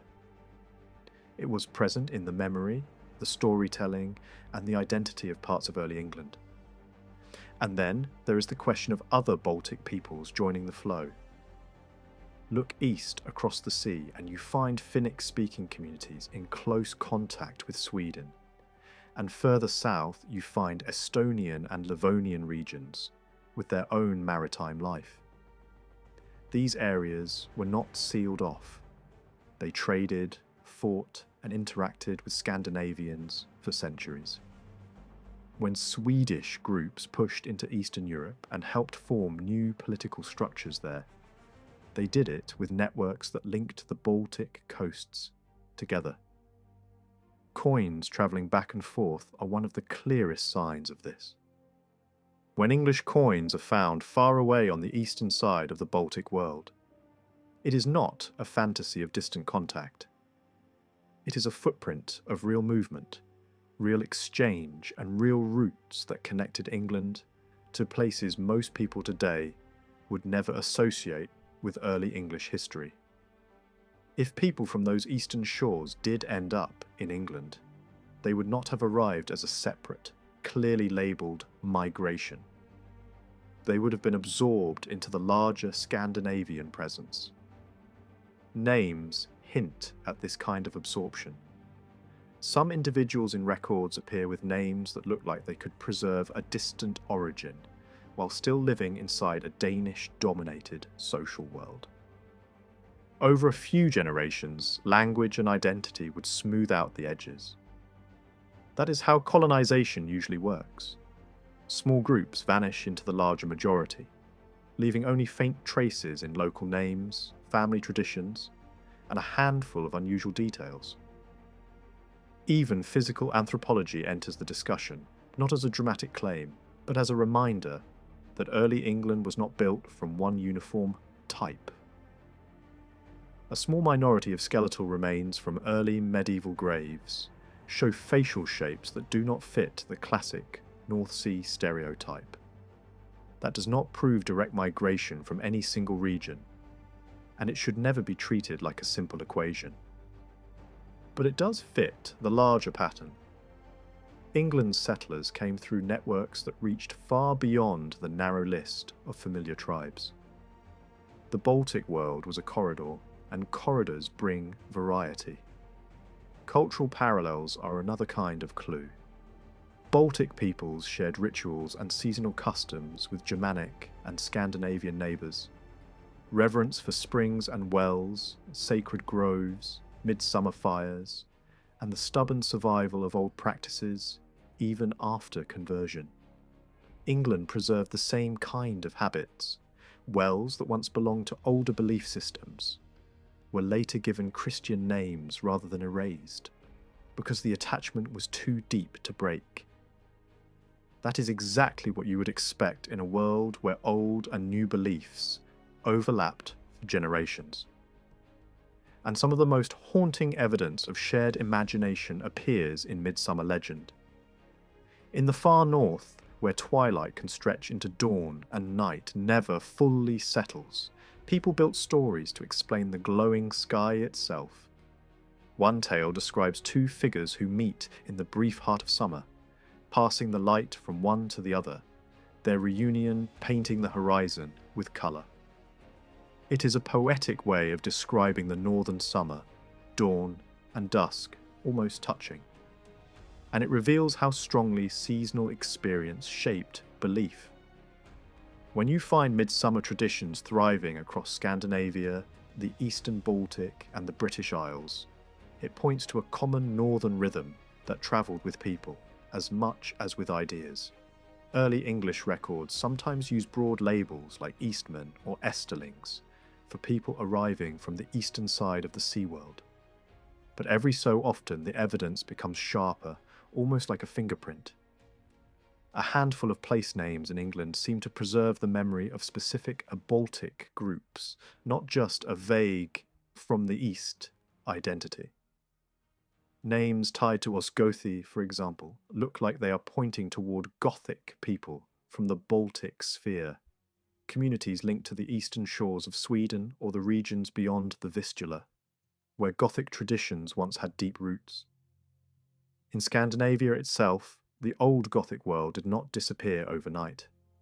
There were pockets of people in more isolated districts who kept older speech habits and older ways of life longer than most. Linguists have long noticed that certain sounds and pronunciations survived in these northern corners in a way that echoes early English and Icelandic patterns. When England was receiving settlers and warriors from the north, those arrivals were rarely neat, single-tribe migrations. Coalitions formed, ships sailed together, and groups blended. So if we want to spot Swedes, Goths, or other Baltic peoples in England, we often have to look sideways at names, at clusters of settlements, and at the quiet hints left behind when identity fades into a bigger label. Swedes, for instance, are not always named directly in English narrative sources, but Scandinavian Runic memorials in Sweden tell a different story. They speak of men who went to England and never returned, families who raised stones because that was the last proof their relatives existed at all, and even settlers who built lives across the sea. Those inscriptions turn maybe into certain. People from Sweden were part of the movement that reshaped England. Back in England, the traces feel smaller, but they are still there. Old names built around forms like Swion, Sver, or Swine, scattered through different counties like faint coastal debris after a long tide. And the pattern matters. You would expect these names to appear where Scandinavian settlement was strongest, where Danish or Norse influence had already opened the door. It's the same logic you see in any migration story. People don't land alone. They arrive through routes already proven safe by earlier travellers. Other Baltic groups may have moved the same way. The Burgundians are a good example. They appear in early northern geography linked with the island we now call Bornholm, and they were close in ancestry and culture to northern Gothic peoples. There is also older imperial history claiming that Burgundian groups were transported into Britain in Roman times, which opens another door. Not all northern bloodlines arrived in the 5th century or the Viking era. Some could have been planted earlier, then later mixed into the waves of newcomers. England was not sealed off during Roman rule. It was a province plugged into a huge transport network. But the story gets even more interesting when you stop focusing only on names and start watching customs. Because customs are stubborn. Laws can change, rulers can fall, languages can blend, but family habits, especially inheritance, can survive like fossils in living communities. Medieval legal writers noticed it themselves. England, compared to many places, was unusually shaped by local tradition. The rules of who inherits what were not always decided by a single national blueprint. They could change from town to town, manor to manor, sometimes surviving for centuries, even when the wider country moved in another direction. The strangest and most revealing example is the youngest son inheritance tradition. In many places, you would expect the firstborn son to take everything, or at least to take the main share. Yet in a surprising number of English towns and manors, the opposite rule lived on. The youngest son inherited the house or even the whole holding. This wasn't a small, isolated quirk. It appeared across wide parts of England, especially in certain clusters, and it survived deep into later centuries, long after social pressure was pushing hard toward elder right. That kind of survival almost never happens by accident. A rule like that does not pop up independently in dozens of places like mushrooms after rain. It behaves like a carried tradition, something brought by people who believed it was the correct way to keep a household stable. When you widen the lens to the continent, you find similar youngest son customs in scattered districts across parts of northern France, the Low Countries, and especially in parts of Germany where older Slavic influence had once been strong. In some Frisian regions, there was even a system where a family allotment could not be divided at all.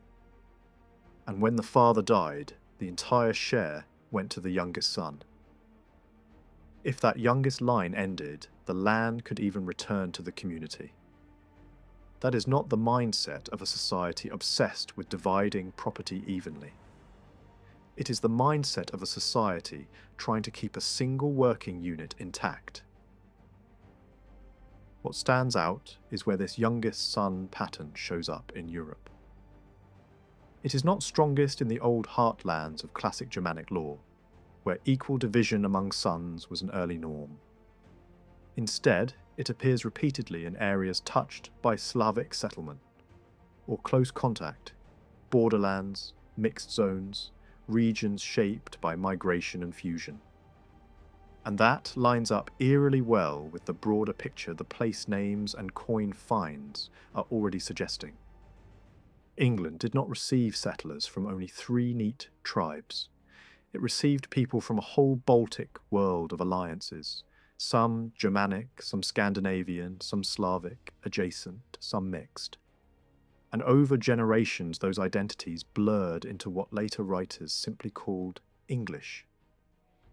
Early law codes from Eastern Europe give us a valuable mirror for understanding how inheritance and social order worked long before written law dominated daily life in England.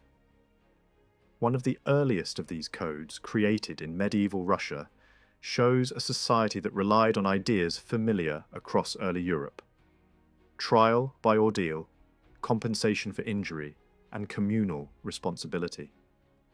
What stands out most is what it does not contain. The idea that the eldest son should automatically inherit everything simply did not belong to the early Slavic world.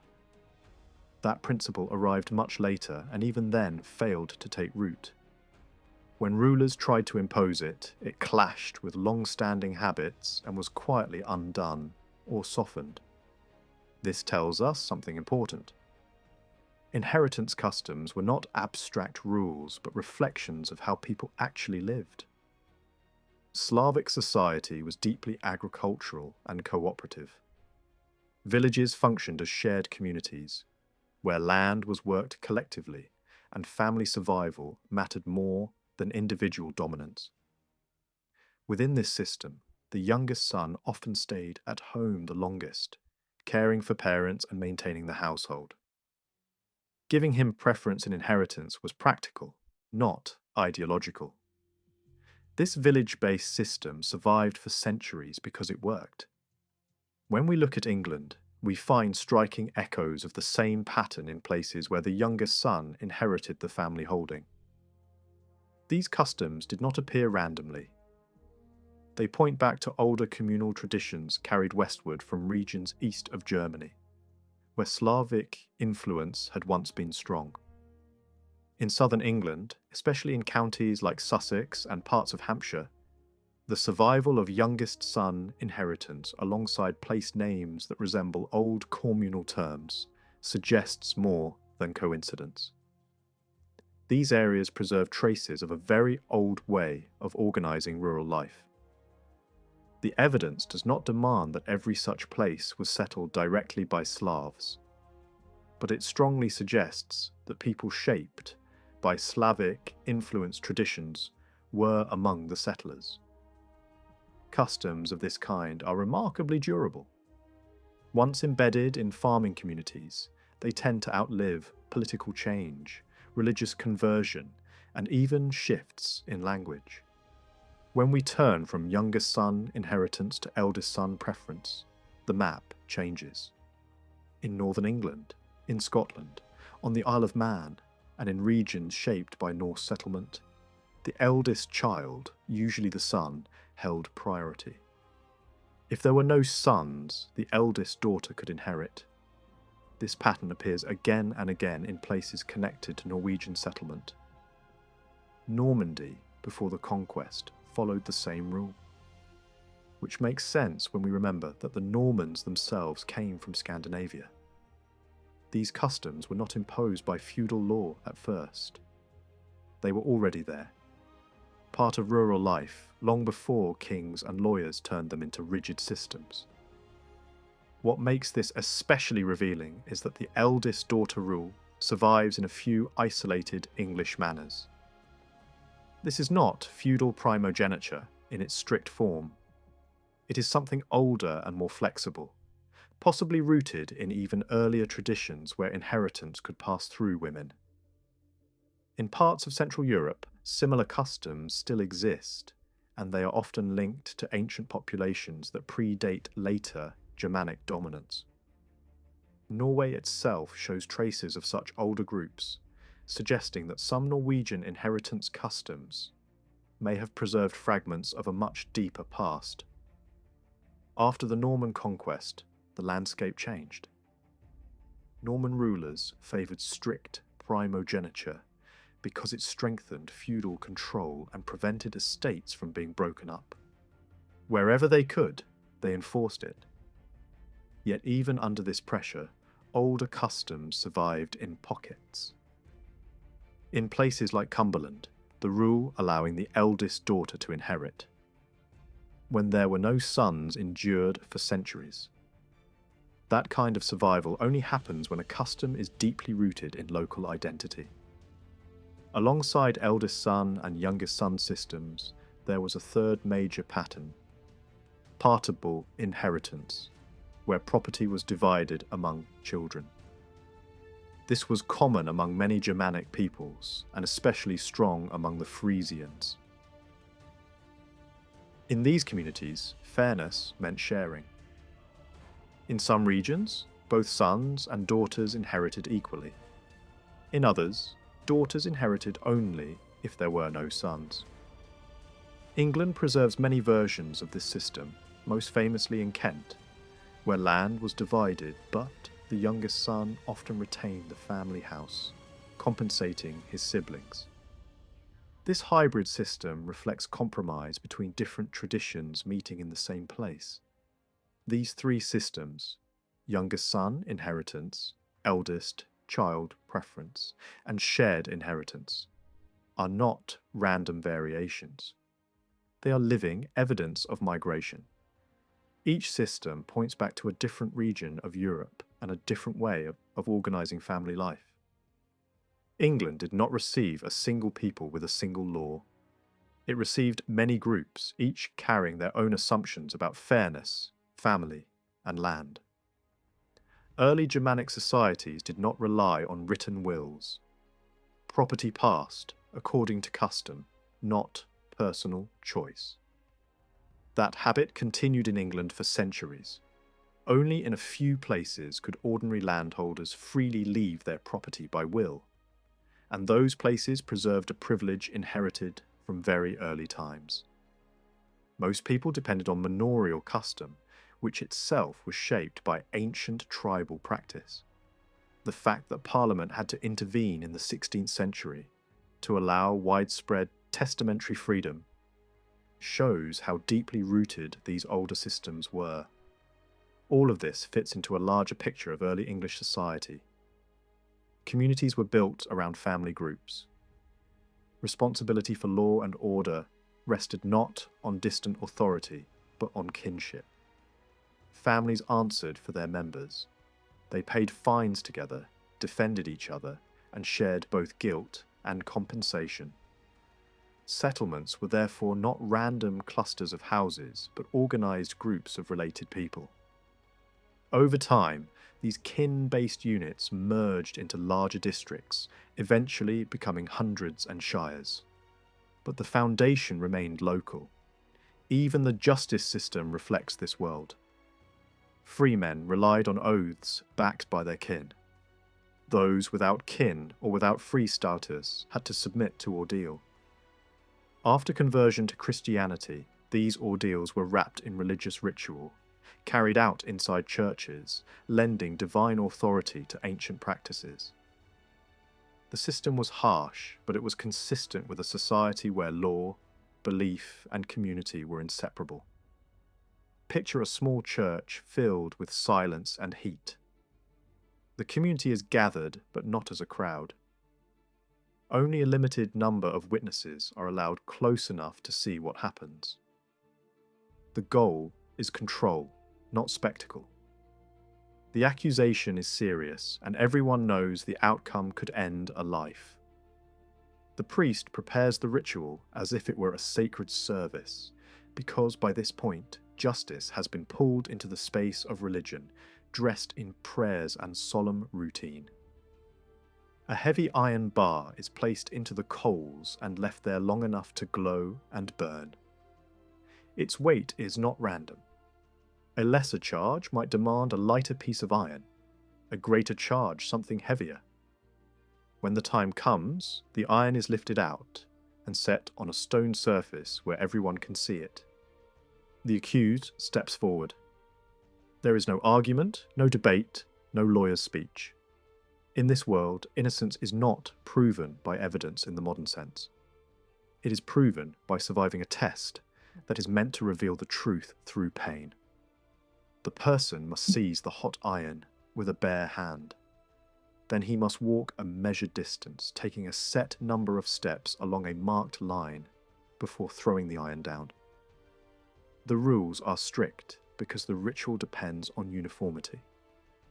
If anything changes, people can claim the test was unfair. The movements are simple, almost mechanical, but that is exactly what makes the moment terrifying. The entire scene is designed to feel older than any written law, like something pulled straight from tribal life and only later wrapped in Christian ceremony. Once the iron is dropped, the real judgment is delayed. The hand is wrapped immediately, sealed, and left untouched for days. This delay creates tension, because the verdict is no longer in the moment of pain, but in what happens afterward. When the bandage is finally removed, the wound becomes the evidence. If it looks clean and healing, the accused is declared innocent. If it looks infected and ruined, guilt is assumed. The community accepts this not because it is medically sensible, but because it fits their belief that divine justice will show itself on the body. But here is the crucial detail. A free person did not always have to face the iron. Freedom came with a shield, and that shield was family. If a man had strong relatives, they could stand beside him and swear that they believed he was innocent. Their oath did not claim they witnessed the event. It claimed they trusted his word. And in early society, trust backed by blood was treated as proof. This is why kinship mattered more than almost anything else. Family was not just emotional, it was legal insurance. Early Anglo-Saxon life was built on that bond. A man belonged to two lines of relatives, one through his father and one through his mother. Both lines carried responsibilities, but not equally. In some regions, if a man committed a crime, most of the compensation owed would be paid by his father's side, while his mother's side carried a smaller share. That split tells you everything about how identity worked. A person was not an isolated individual, but a living connection between two networks of obligation. Because of this, early settlements were often family clusters. A village might begin as the home base of a leading figure, but it quickly became the home of his relatives as well. Over time, those relatives expanded into a tight community that could act together, defend each other, and absorb the consequences of a dispute. That is why so many early place names point back to founders and their people. These were not just dots on a map. They were organised groups rooted in blood ties, working land side by side and standing together in court. Those kin networks were not infinite. People kept track of how far responsibility stretched, because at some point the tie faded into memory. Medieval writers describe limits beyond which kinship no longer counted in law. That boundary mattered for inheritance, for marriage, for compensation, and for the right to call someone to stand as an oath helper. The deeper the network, the stronger the defence. A man with many reliable relatives had a better chance of surviving an accusation than a man who stood alone. Over time, powerful families tried to cut themselves loose from poorer relatives, because kinship could become a burden. If your distant cousin caused trouble, your family could be dragged into the cost. Kings also had reasons to weaken these private power structures.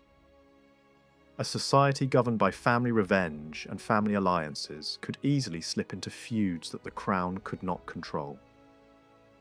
So the law gradually encouraged people to abandon guilty relatives, and the church created another escape route by separating monks from ordinary family claims. Step by step, the old tribal web was stretched thinner. Yet the fingerprints of that world remained everywhere. Local courts were built around free men gathering in the open air to judge disputes. People were expected to show up, to take part, and to keep the peace of their district. Justice was not delivered by distant officials alone. It was performed locally, by communities that still carried the memory of older tribal order. Even long after conquest and new rulers, many districts kept their own habits, and some places continued to act as if the village itself owned the land rather than a lord. And then, when you move from law courts to inheritance, the same deep diversity appears. Not all settlers arrived with the same rules for land. In some places, the youngest inherited. In others, the eldest. In others, the land was shared. These differences were not small legal quirks. They were signals of migration and mixture. Different groups brought different traditions, and England became a patchwork where old customs survived in pockets, protected by local memory. Kent is the most dramatic example. For centuries it stood apart, not because it had a different king, but because it kept a different idea of fairness. Land there was traditionally divided among heirs, rather than passed whole to one child. This made Kent feel like a county with its own inherited personality. A region marked by a rule older than the courts that later tried to standardise England. In most of the country, the eldest son slowly rose to dominance. In Kent, the older logic of sharing held its ground. Even the origin story of Kent's earliest settlers carries that sense of layered identity. Early writers speak of Jutes arriving as the founding force, but older northern traditions connect these people to the wider Gothic world of the Baltic and Scandinavia. Legends tell of migrations in a small number of ships, as if the memory of different groups travelling together hardened into a symbolic number passed down through generations. Whether the details are literal or not, the pattern matters. It suggests that early settlement was rarely one tribe alone, but often a coalition. When you look at early Kent, the clues don't point to one single people. The strongest pattern suggests a mix, with groups we would today connect to the Gothic world and to the coastal Frisian zones, all gathered under the broad label that later writers used for Kent's founders. What matters is not the label itself, but what survived. The everyday rules of land, family, and legal privilege in Kent looked less like leftover Celtic practice, and more like customs carried in by newcomers, and then defended stubbornly for centuries. Land sharing is the key example. Splitting property among heirs is common across many societies, so it only becomes meaningful when you examine the details that come attached to it. In Kent, only legitimate sons were counted when the land was divided. If there were no sons, daughters could inherit, and the widow had a protected claim to a major share of her husband's property. Those 3 points separate Kent sharply from the inheritance rules recorded for Wales, where all sons claimed shares, daughters were pushed aside, and widows did not receive the same built-in security. That contrast matters because it suggests Kent's system followed a different cultural logic, not simply the same island tradition with local variations. Kent also kept unusually strong ideas about what a young man was allowed to do at an early age. In some northern legal traditions, a son was treated as grown enough to act in property matters around his 15th year, and Kent shows a similar threshold. That detail seems small, but in a world where adulthood was a legal category, tied to land and duty. It hints at connections across the North Sea rather than a purely local English development. The same is true of another Kentish oddity. Landlords could not always use the standard method of seizing goods to force payment. Instead, there were special local procedures for recovering what was owed. This kind of protection for tenants is rare enough to stand out, and when you line it up with older northern legal habits that discourage simple seizure, the resemblance becomes hard to ignore. Kentish landholding also carried a strong sense of family ownership. The land often behaved like a family possession, not just a piece of property that could be treated casually or absorbed easily into outside control. That mindset fits a society where kinship and household stability mattered more than abstract legal theory. It even appears inside the inheritance system itself. In Kent, land was divided, but the home base was treated differently. The youngest son tended to be linked to the hearth and homestead, while the eldest often had first pick among the parcels once the estate was split. In other words, the system tried to protect both ends of family survival, the continuity of the household and the senior status of the firstborn. The widow's position is another powerful clue.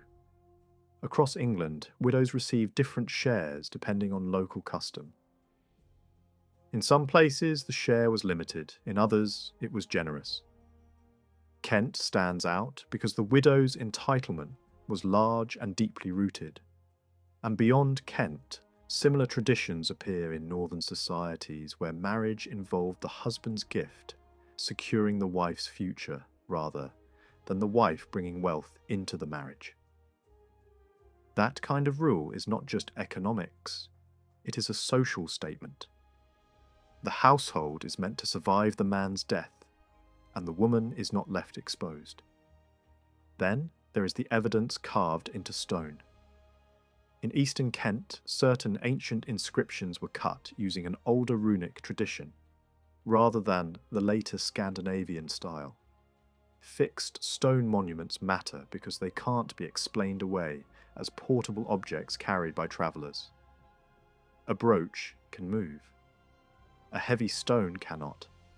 Their presence on the Kent coast points to people settled there early, before Christianization fully reshaped public life. And the fact that these finds cluster toward the east fits an old division inside Kent itself. East and West were treated almost like distinct provinces, with separate identities that survived in language and tradition. Later, records still speak of the people of East Kent and West Kent, as if they were not quite the same. Even the human landscape seems to support a mixed settlement. Observers have long noted that different parts of Kent show different physical patterns, suggesting that the county was never one uniform population. Coastal areas with darker features, inland zones with different face shapes, and long-standing local labels for Eastern and Western Kentish identity all hint at layers of settlement rather than one wave that replaced everything before it. Money, surprisingly, also tells part of the story. Early Kent used a system that looks unusual compared with other English kingdoms, and its values line up neatly with northern standards of weight and silver. When a society measures wealth in a way that matches an overseas world, it can point to trade, to shared habits, or to people who arrived already trained to think in those units. Either way, it suggests Kent was plugged into northern networks very early, not isolated at the edge of the island. Kent's greatest long-term signature, though, was freedom. In the Middle Ages, being Kent-born carried a kind of legal pride. A Kentish man could move, resist being treated as a bonded labourer elsewhere, and defend his status by pointing to his birth. That sort of county-wide personal liberty is extraordinary in a feudal age, and it looks less like something invented late and more like an inherited tradition that the population refused to surrender. London had a comparable aura of freedom for those born within it, but in the countryside, Kent was the standout. Once you shift west into Sussex, the story changes again. Sussex is not marked by land being shared, but by something harsher, the youngest son inheriting everything on many manors. That rule survives more strongly there than anywhere else in England, and it looks like a fossil of an older custom carried in by settlers. Kent, in a weaker form, still gives the youngest a special connection to the home base.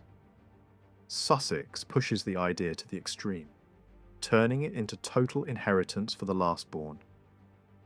If you place the two counties side by side, you can almost see a shared preference for the youngest son expressed in two different systems, as if similar instincts met different local pressures.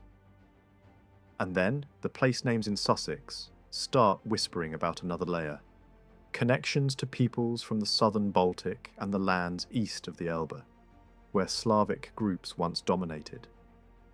When you find inheritance rules that resemble Eastern patterns, and you also find names that echo Wendish or related identities, the coincidence becomes harder to dismiss. It suggests that the southeast was not settled by one clean ethnic bloc, but by overlapping groups arriving through the same seaways, mixing near borders, and leaving behind different legal habits in different pockets.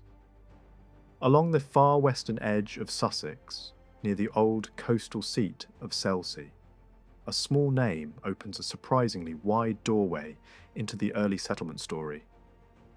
A place now called Wittering appears in 10th century records in an older form, and the logic behind that older spelling points toward a personal name that may once have carried a tribal identity with it.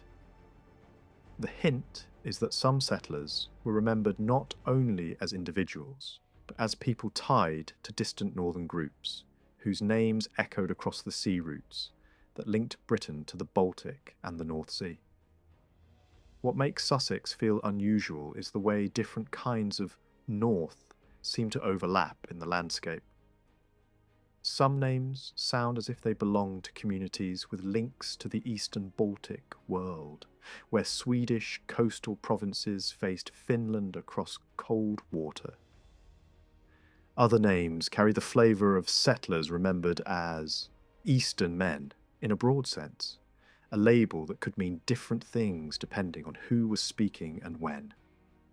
You even find local place clusters that suggest family groups, rather than random naming. Repeated endings, repeated roots, repeated patterns that look like settlement fingerprints, rather than poetic coincidence. Then there are the quieter clues. Names that resemble old terms for Finns, and another that looks like it might preserve the memory of people who were seen as foreigners, even among foreigners. Alongside these are names that sound like they could point to Swedish connections. The point is not that every name is a perfect match, but that the density of these hints along one coastline is hard to ignore. Sussex was open to the sea, and the sea was a highway, not a wall. Archaeology adds an extra spark to the picture. In one Sussex burial ground, a rare weapon turned up that almost never appears in early English graves, but is common in continental graves associated with certain Western European groups. One object cannot rewrite the whole story, yet it fits a broader pattern. Sussex doesn't look like a single origin settlement zone. It looks like a place where different streams of people arrived close enough together that their material habits could sit side by side in the same ground. That helps explain one of Sussex's most famous survivals, the inheritance rule that favoured the youngest child. Across large parts of Sussex, the youngest son could inherit the whole holding, shutting out older brothers. This is a strong blunt rule, and it doesn't match what you would expect if the county had been settled only by the groups usually imagined as standard South Saxons. The best parallels for this kind of youngest takes all practice lie farther east in Europe, among communities where such a rule helped stop farms from being split into helpless fragments generation after generation. Over time, societies under pressure often choose one heir simply to keep the land viable. Sussex preserves that logic more clearly than anywhere else in southern England. But the story isn't as simple as saying one people brought one rule. In the real world, customs spread. Communities living side by side borrow what works, especially if marriage, trade, and shared defence tie them together. Even in parts of Germany in later centuries, law and local necessity pushed land toward youngest inheritance for practical reasons. So, in Sussex, it's plausible that the custom arrived through a mix. Some settlers brought it fully formed, others adopted it after living next to people who used it. And over time, it became a local identity marker. The place names reinforce this sense of mixture. Sussex is packed with names ending in a sound like mer or mere, and many of them sit on high ground where marsh explanations feel weak. These endings look more like old boundary language than descriptions of wetland. In older Eastern European traditions, similar sounds can carry ideas of community, land, and ordered space. The result is a county map dotted with names that feel less like scenery and more like old administrative edges, older settlement zones, older lines that once mattered. At the same time, the Frisian presence in Sussex is difficult to miss. The county's name patterns repeatedly resemble coastal naming habits from the North Sea world, including endings that still sound like they belong to that zone when spoken aloud. Local pronunciations even preserve a kind of echo. The way certain endings soften into or un feels closer to Frisian speech habits than to later standardized English. And when you add in clusters of names that resemble those found in old Frisian coastal areas, the implication is clear. People from that shoreline were part of the Sussex mix. Some name clusters also suggest specific Frisian subgroups.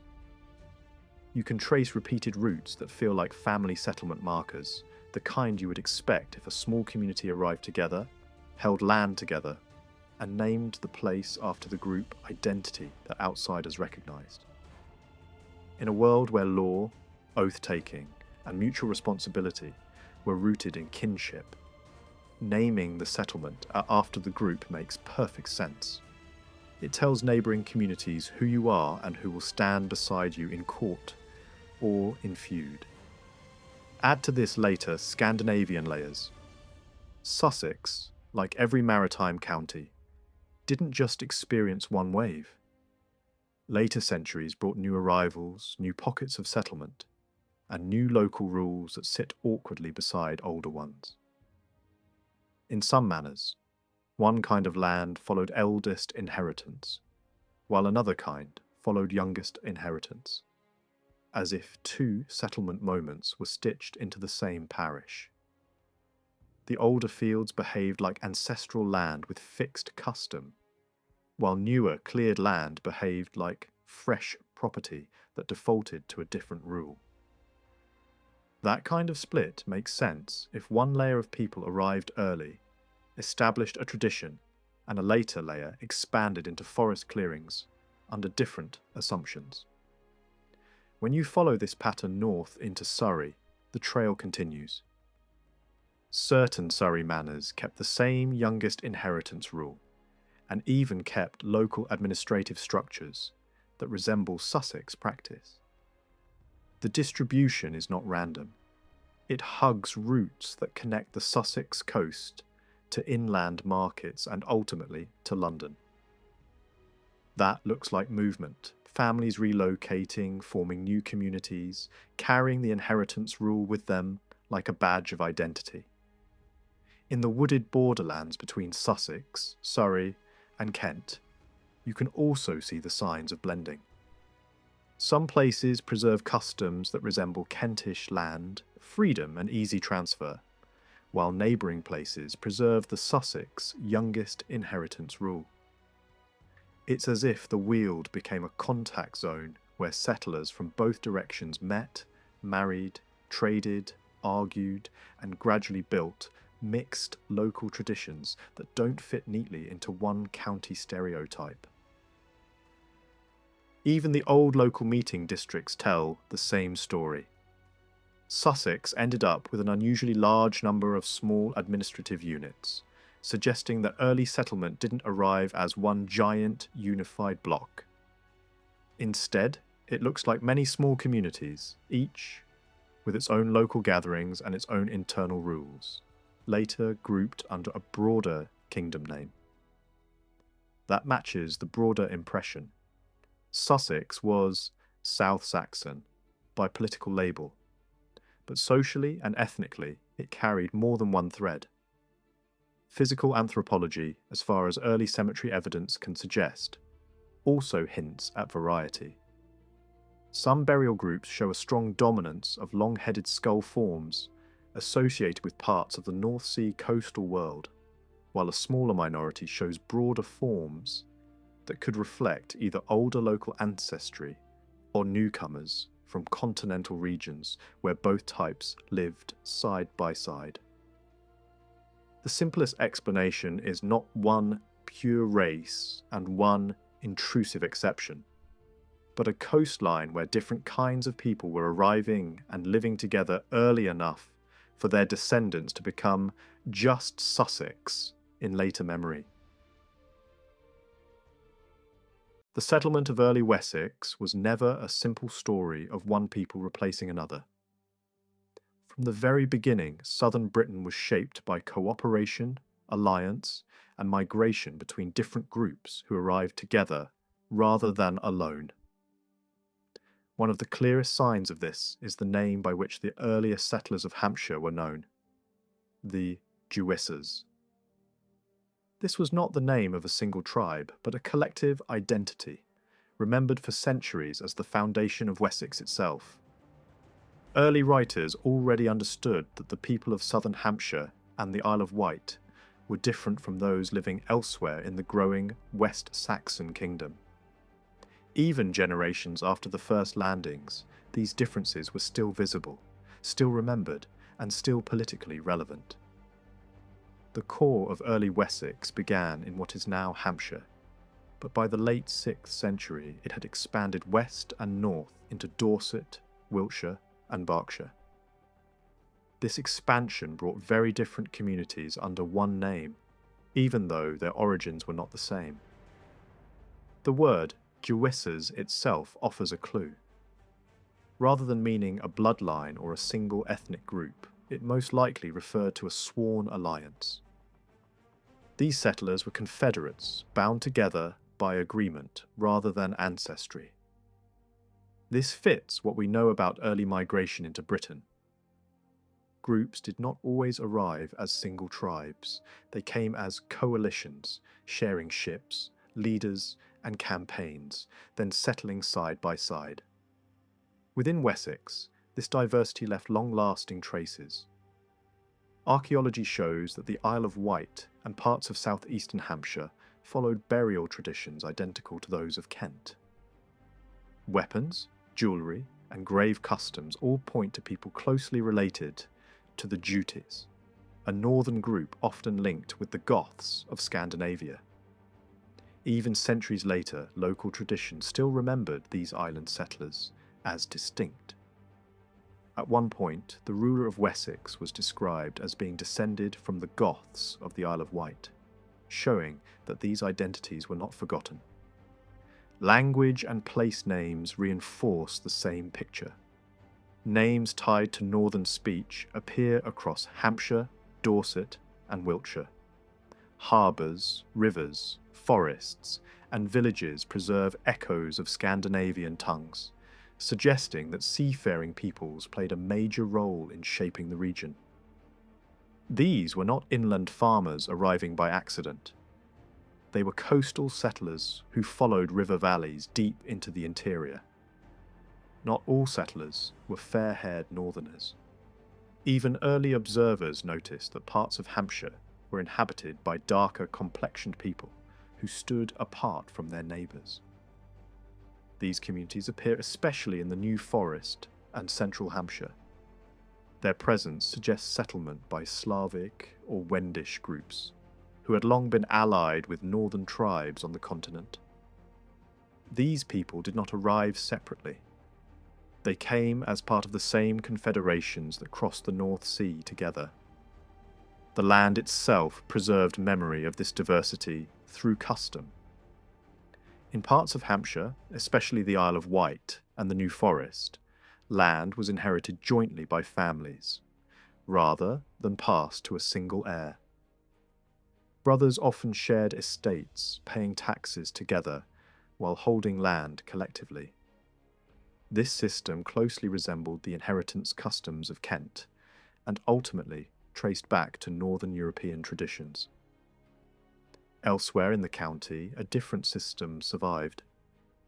Along the western border of Hampshire, land was held as a family property that could not easily be sold outside the kin group. Even if land changed hands, relatives retained the right to reclaim it. This was the same system still found in Norway centuries later, showing that Scandinavian legal traditions had taken root in Wessex soil. Later, waves of northern settlers reinforced these patterns. Danish influence appears clearly in records from the late Anglo-Saxon period, including how rents were calculated and which legal customs applied. Place names tied to Viking activity remain scattered across the countryside, especially near former royal centres. This was no coincidence. Kings who ruled both England and Scandinavia ensured that their followers were settled close to power. Even ancient boundary names reveal layers of memory. Certain words appear repeatedly only in counties once ruled by the Jissers and nowhere else in England. These terms likely entered local usage through the speech of early Confederate settlers and survived long after their original meaning was forgotten. By the time Wessex emerged as a unified kingdom, its population was already the product of centuries of blending.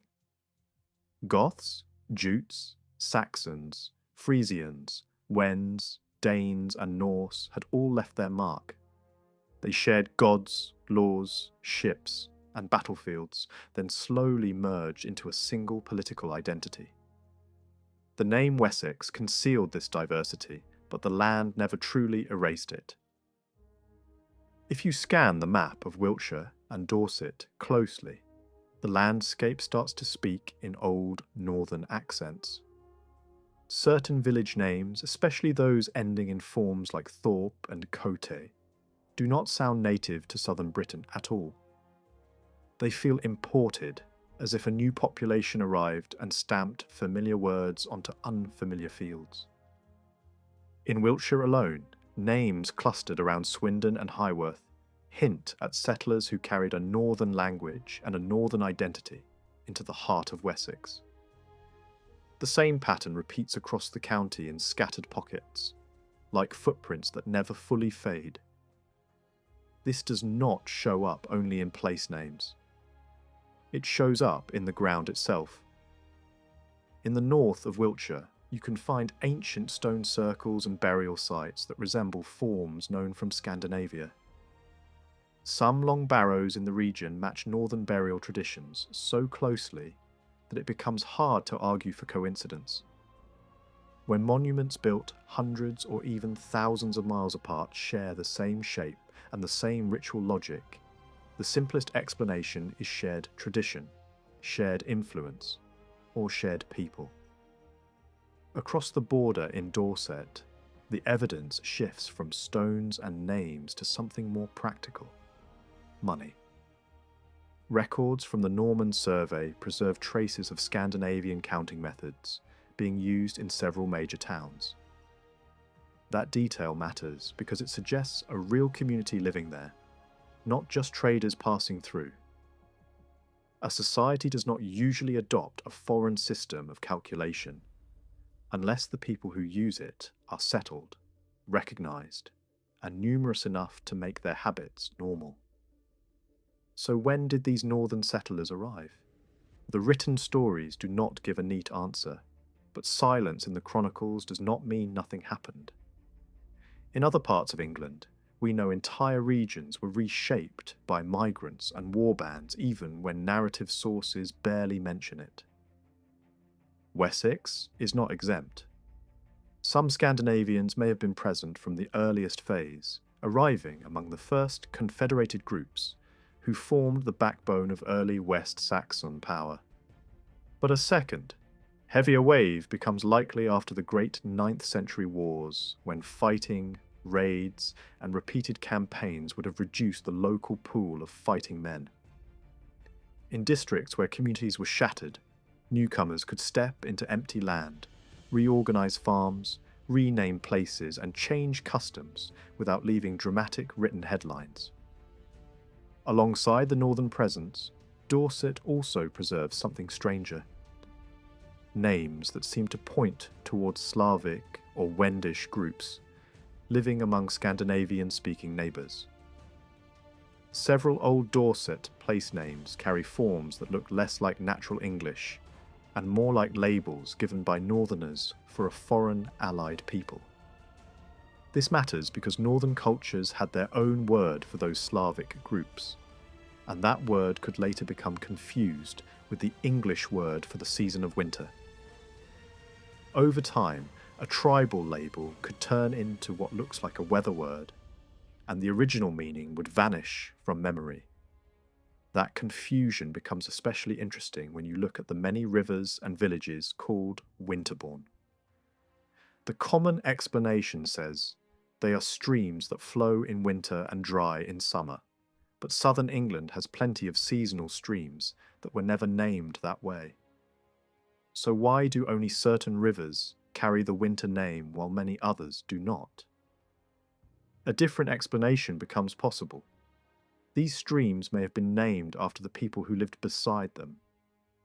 Across northern Europe, this habit appears again and again.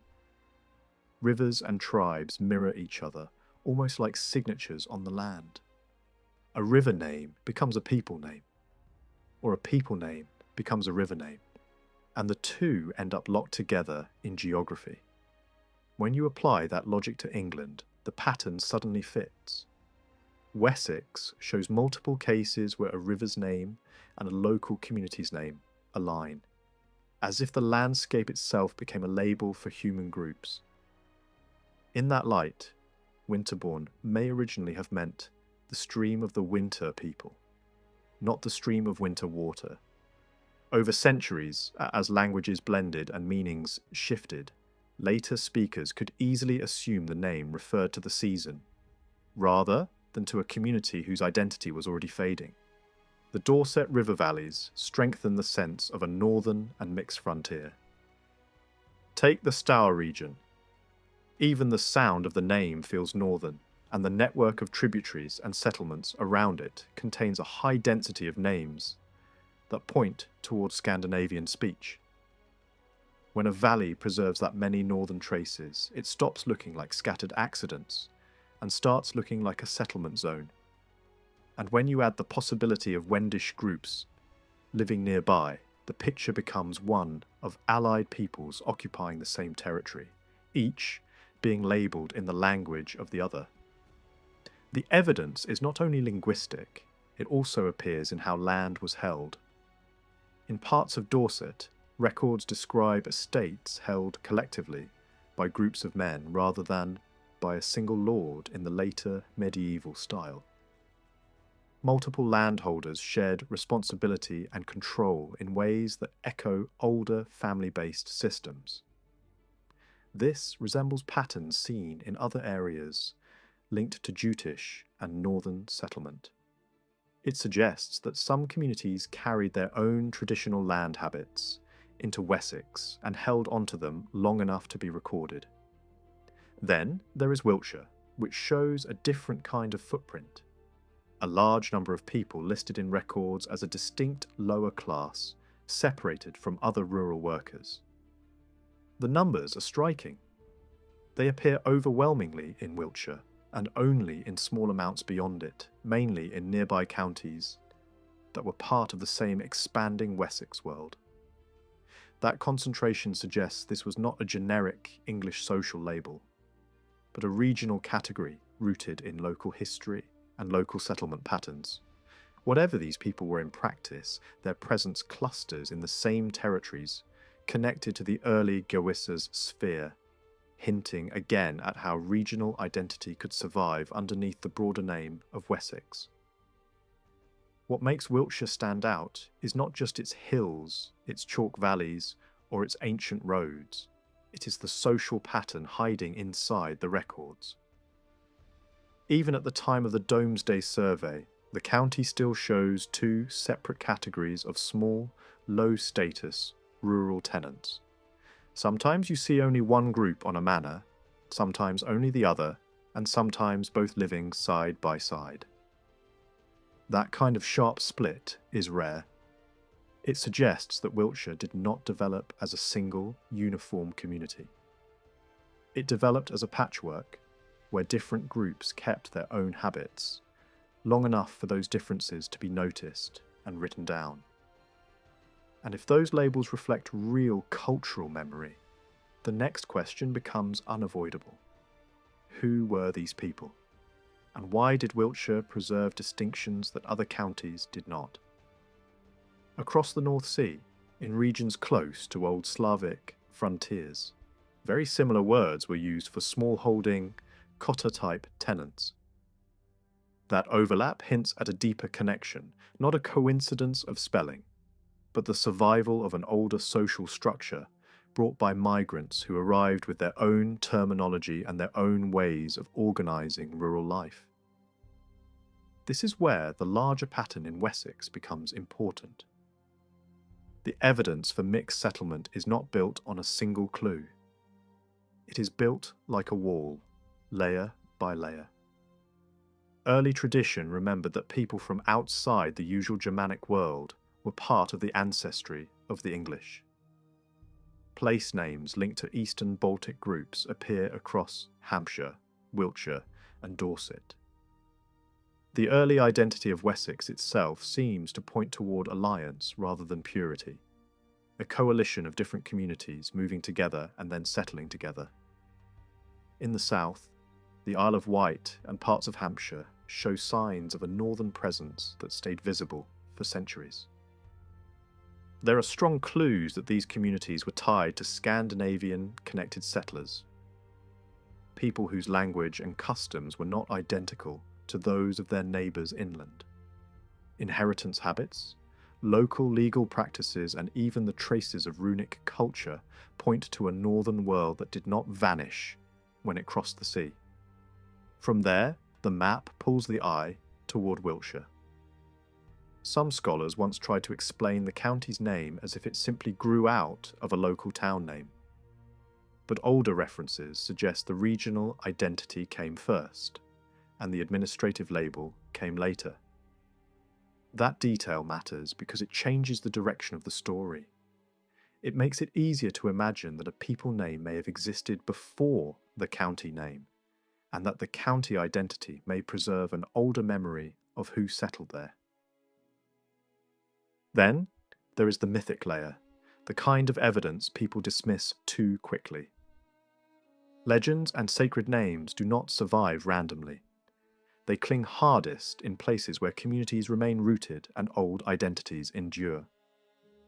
In parts of Wiltshire, old settlement names preserve echoes of a Mother Earth figure known across the Baltic coast. In that northern world, she appears in stories as a powerful female presence, tied to water, fertility, and ritual bathing. Those legends are strongest in coastal regions, where Slavic and northern cultures met and blended, and the fact that similar traces appear in Wiltshire suggests the same kind of blending may have happened here too. There is also the thunder god connection. In the Baltic world, a thunder deity carried a name that matches the role of Thor in Scandinavia and the thunder gods known among Saxons and Frisians. When old place names in Wiltshire reflect thunder worship, earth worship, and older divine labels that resemble those found east of the Elbe, it becomes harder to argue that Wessex was shaped by one narrow stream of settlers. Even the great earthworks and dikes reinforce this sense of layered identity. Some preserve names tied to Woden, while others preserve northern alternative names for him. And a few ancient names in the same landscape feel closer to Slavic divine vocabulary than to Western Germanic speech. It is like walking through a region where multiple belief systems once overlapped, then slowly fused, leaving fragments behind in the names of hills and banks. This mixture shows up again in the human evidence. Burial sites in Wessex do not all tell the same story. Most of the skulls are long-headed, matching the classic pattern often linked to Germanic settlers. But a minority are broader-headed, and their proportions align better with groups from Eastern Europe and Baltic regions than with local prehistoric populations. In one excavated burial ground near the Wiltshire and Dorset border, the variation is so strong that it is difficult to argue for a single, uniform community. It looks more like a burial place used by people who did not all come from the same background, yet lived close enough to be buried under the same sky. Even village layout fits the pattern. In parts of northern Wiltshire, scattered homesteads are more common, a pattern linked to older local traditions. In other valleys, villages form clustered communities surrounded by open fields and shared land. A system comparable to what existed across the North Sea in both Germanic and Slavic borderlands. These are not small differences, they reflect different ways of life, different habits of land use, and different ideas of what a village should be. When you put everything together, Wiltshire and Dorset stop looking like simple extensions of one people. They look like a frontier zone inside Wessex, shaped by alliances and migrations from more than one direction. Fair-haired northern settlers left their mark clearly, but darker complexion groups also appear in the story, and later Scandinavian arrivals likely reinforced the mix even further. Over generations, the language blended, names shifted, and tribal labels blurred into ordinary words. But the deeper structure remained in customs, in legends, in the ground, and in the shapes of communities. Then, as the story moves east, the focus turns toward London. Because London was never just another town. If conflict opened the route into the southeast, it also opened the route toward the biggest prize on the map, the old Roman city on the Thames. London had roads radiating outward like spokes from a wheel. Routes from Kent, from the south coast, from the west, from the Midlands, and from the north all fed into it. That alone tells you what it was: the centre of movement, trade, and power. And when new settlers pushed into the region, they did not need to invent London from scratch. They did not even need it to be in perfect condition. They only needed it to function. A river port on the Thames could still pull goods inland, and the old roads could still push them outward.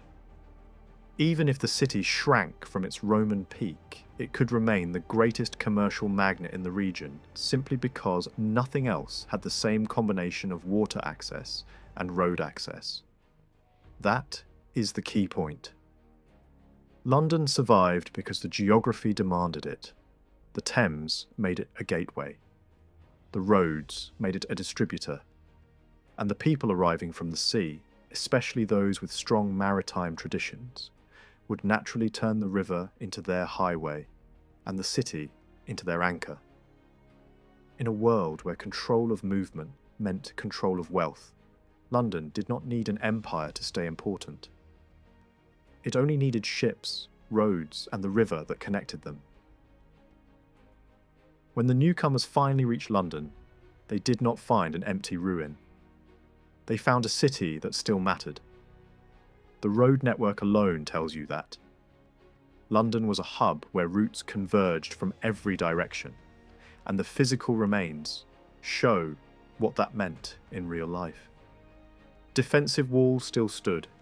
Public buildings had once shaped daily routines. Wealth had left its mark in solid construction. This was not a minor town on the edge of the world. It had been the heart of a province, and the bones of that power were still visible. But London could not survive on stone alone. It needed fuel. It needed timber. It needed constant supply. That is why the great forests around the city were not simply wilderness. They were infrastructure. In an age before coal became common fuel, a major city depended on nearby woodland, the way a modern city depends on electricity grids. Forests fed hearths and kitchens, but they also fed industry. Metalwork demanded charcoal, and charcoal demanded forest labour. Hidden beyond the walls, entire communities would have lived by cutting wood, burning charcoal, and moving it toward workshops and forges, and London would have needed those forges. The city's craftspeople were not an afterthought. A port city with trade, repairs, tools, weapons, and building work would require skilled smiths in large numbers. If northern settlers with strong metalworking traditions were present in and around the Thames, their skills would have found a natural home here. A city like London did not just consume. It produced, it repaired, it armed, it built. You do not get long-distance trade without local craftsmanship to support it. Then comes the hardest part of the story, the long stretch where written detail collapses into silence. After the Romans withdrew in the early 5th century, the next century and more becomes a fog. The settlement of Kent begins, battles are remembered, names survive, but clear step-by-step records do not. What later writers give us is not a diary of events. It is memory shaped into narrative. So if we want to understand what happened to London, we have to combine fragments of tradition with practical logic, archaeology, and the clues left in customs, language, and settlement patterns. One early moment stands out. After a major battle in Kent in the mid-5th century, tradition says the defeated Britons fled toward London and took shelter behind the old Roman walls. Then the trail goes cold. For roughly a century and a half, the sources say little about what happened next inside the city. When London reappears clearly, it is through the story of conversion and church organisation in the early 7th century, when a bishop is sent to the city, and the first great church foundation is tied to royal power in Kent. That gap is telling. In one moment, London is a refuge behind Roman walls. In the next clear glimpse, London is functioning inside a new political world, connected to the rulers of Kent. The simplest conclusion is that control shifted in that missing period. The Britons did not hold London forever. At some point, they were pushed out, and the city became part of the power network that rose from Kent. How was it taken? The sources do not describe it, but geography tells you what was likely. London sits on a river highway. Whoever could control the Thames could threaten the city, supply an army and move men quickly, and the groups pressing into southeast Britain were not landlocked farmers. Many of them were seaborne people. They knew ships. They knew river routes. A strong naval force on the Thames would have been one of the most effective ways to dominate London, just as later Scandinavian raiders would prove again centuries afterward. Was London destroyed in the process?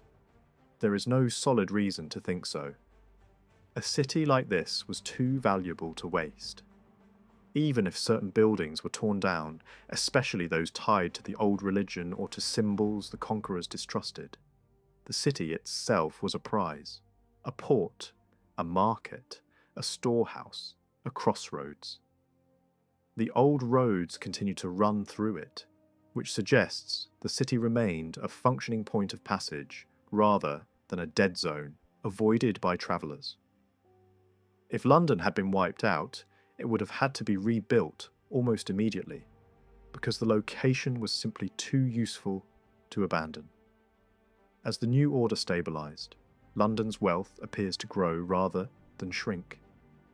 Later, rulers treat it like a powerhouse.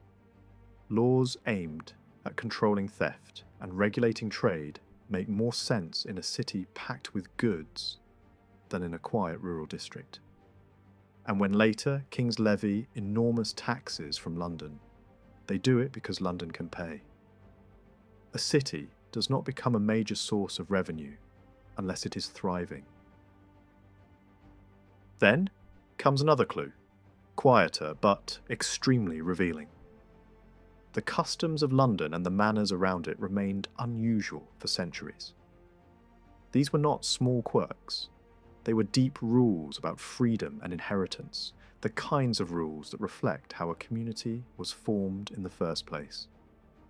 In Kent, personal freedom was strongly protected, and London carried the same reputation. London was treated as a place where ordinary men held a freer status than was typical in many other regions. That parallel matters because social customs tend to travel with people. Even more striking is what happens when we look at inheritance. In Kent, a famous custom divided a father's property among his sons instead of handing everything to one heir. London shows the same habit early on. Royal promises to the city confirm that children should inherit their father's property rather than being cut out by a single privileged heir. And beyond the city walls, several large manors north and east of London followed the same pattern, dividing land among male heirs in a way that feels far closer to Kent than to the systems that dominated much of later medieval England. This is where politics and culture connect. If Kent was the early power that first controlled London, then Kentish settlers moving into London and its surrounding estates would explain why these customs became rooted there. Even after new rulers arrived later, they often allowed these older traditions to survive, because they were so firmly established that they could be defended as ancient law. Over time, inheritance across England shifted towards single-heir systems, but these pockets near London held onto older ways longer than most. And one detail feels almost like a signature left behind. A place near London that literally carried the name of Kent, and where the Kentish inheritance pattern survived into modern times. That is not the kind of coincidence you see every day. It looks like a historical echo, preserved in the name of a district and in the rules its people lived by. In London, the old rules of daily life did not grow in isolation. Some of the city's most unusual rites looked strangely familiar if you compared them to Kent. Debt collection worked differently here. Ordinary people were not treated like livestock to be seized and squeezed until payment appeared. The city followed older protections, the kind you would expect in a community that valued personal status and stability, not just punishment. Another shared habit was even more revealing. Londoners, like the people of Kent, could pass on property through a written will. Across most of England, that was not normal for small landholders. In many places, property moved only through rigid inheritance lines. But in London and Kent, there was room for choice. A man could decide who should receive what, and that freedom says a lot about the kind of society taking shape around the Thames. Even the idea of adulthood followed the same pattern. In the wider medieval world, Full legal age was often treated like a fixed milestone. But Kent was different, and London echoed it. A boy could be treated as ready far earlier if he understood real work. If he could count money properly, measure cloth, and handle his father's business, then he was considered old enough to step into responsibility. That is not the mindset of a purely rural warrior society. That is a trading culture where skill matters as much as years. The rules for widows lined up too. In both Kent and London, a widow's share was protected with unusual strength. Even if the husband had fallen into serious trouble, her portion could not simply be erased. In a world where families could be ruined overnight by politics, violence, or law, this rule mattered. It gave women a solid claim, and it prevented a household from being wiped clean the moment the husband's name collapsed. Then, there is the courtroom. Across early medieval Europe, one of the oldest ways to settle disputes was brutal. A fight. The idea was simple and terrifying. Two men clash, and the winner is treated as the one with justice on his side. But for merchant communities, that system was a trap. A trader could be forced into combat by someone who lived for violence, not negotiation. In northern trading regions, merchants fought back against that injustice by demanding legal protections. And London had one of the oldest versions of that protection. A Londoner could refuse the duel and insist on the city's own way of judging disputes. This privilege later spread to other towns, but in London it felt ancient, like a rule that had been there since the city's earliest commercial life returned to the surface. Trade itself strengthens the picture. London's shipping did not simply restart after Rome. It likely kept going in some form, because a port like this, with roads feeding it from every direction, is hard to silence for long. Early royal records show that rulers already viewed the taxes on ships as an established right, meaning the system was older than the surviving paperwork. For a port to function, you need more than docks and boats. You need rules, courts, quick decisions, and predictable procedures, especially when foreign crews are constantly passing through. In Northern Europe, the biggest trading hub of that world sat across the sea, and it shaped the habits of merchants and sailors everywhere. The ports tied to those networks shared strikingly similar customs, including the practical rhythms of loading and waiting time for ships. When you see the same patterns appearing in English practice, it suggests heavy contact, not casual contact. It hints at traders arriving in large numbers, influential enough to bring their expectations with them and see those expectations reflected in local port life. But when you move away from the city centre and look at the manors around London, you run into a completely different inheritance tradition. In many places south and west of the city, and in several districts north of the Thames, the youngest son inherited the family holding, not the eldest, the youngest. And this was not a one-off oddity. It survived across a wide arc of places, lasting in some areas into modern memory. This youngest child inheritance appears in parts of the North Sea world, and it also appears in regions on the southern Baltic coast. The pattern around London is complicated, though, because it often protected widows strongly, and still gave daughters a clear path to inherit if there were no sons. That combination suggests blending. One group brings the youngest son rule. Another brings rules that safeguard a widow's share and recognise female inheritance more readily.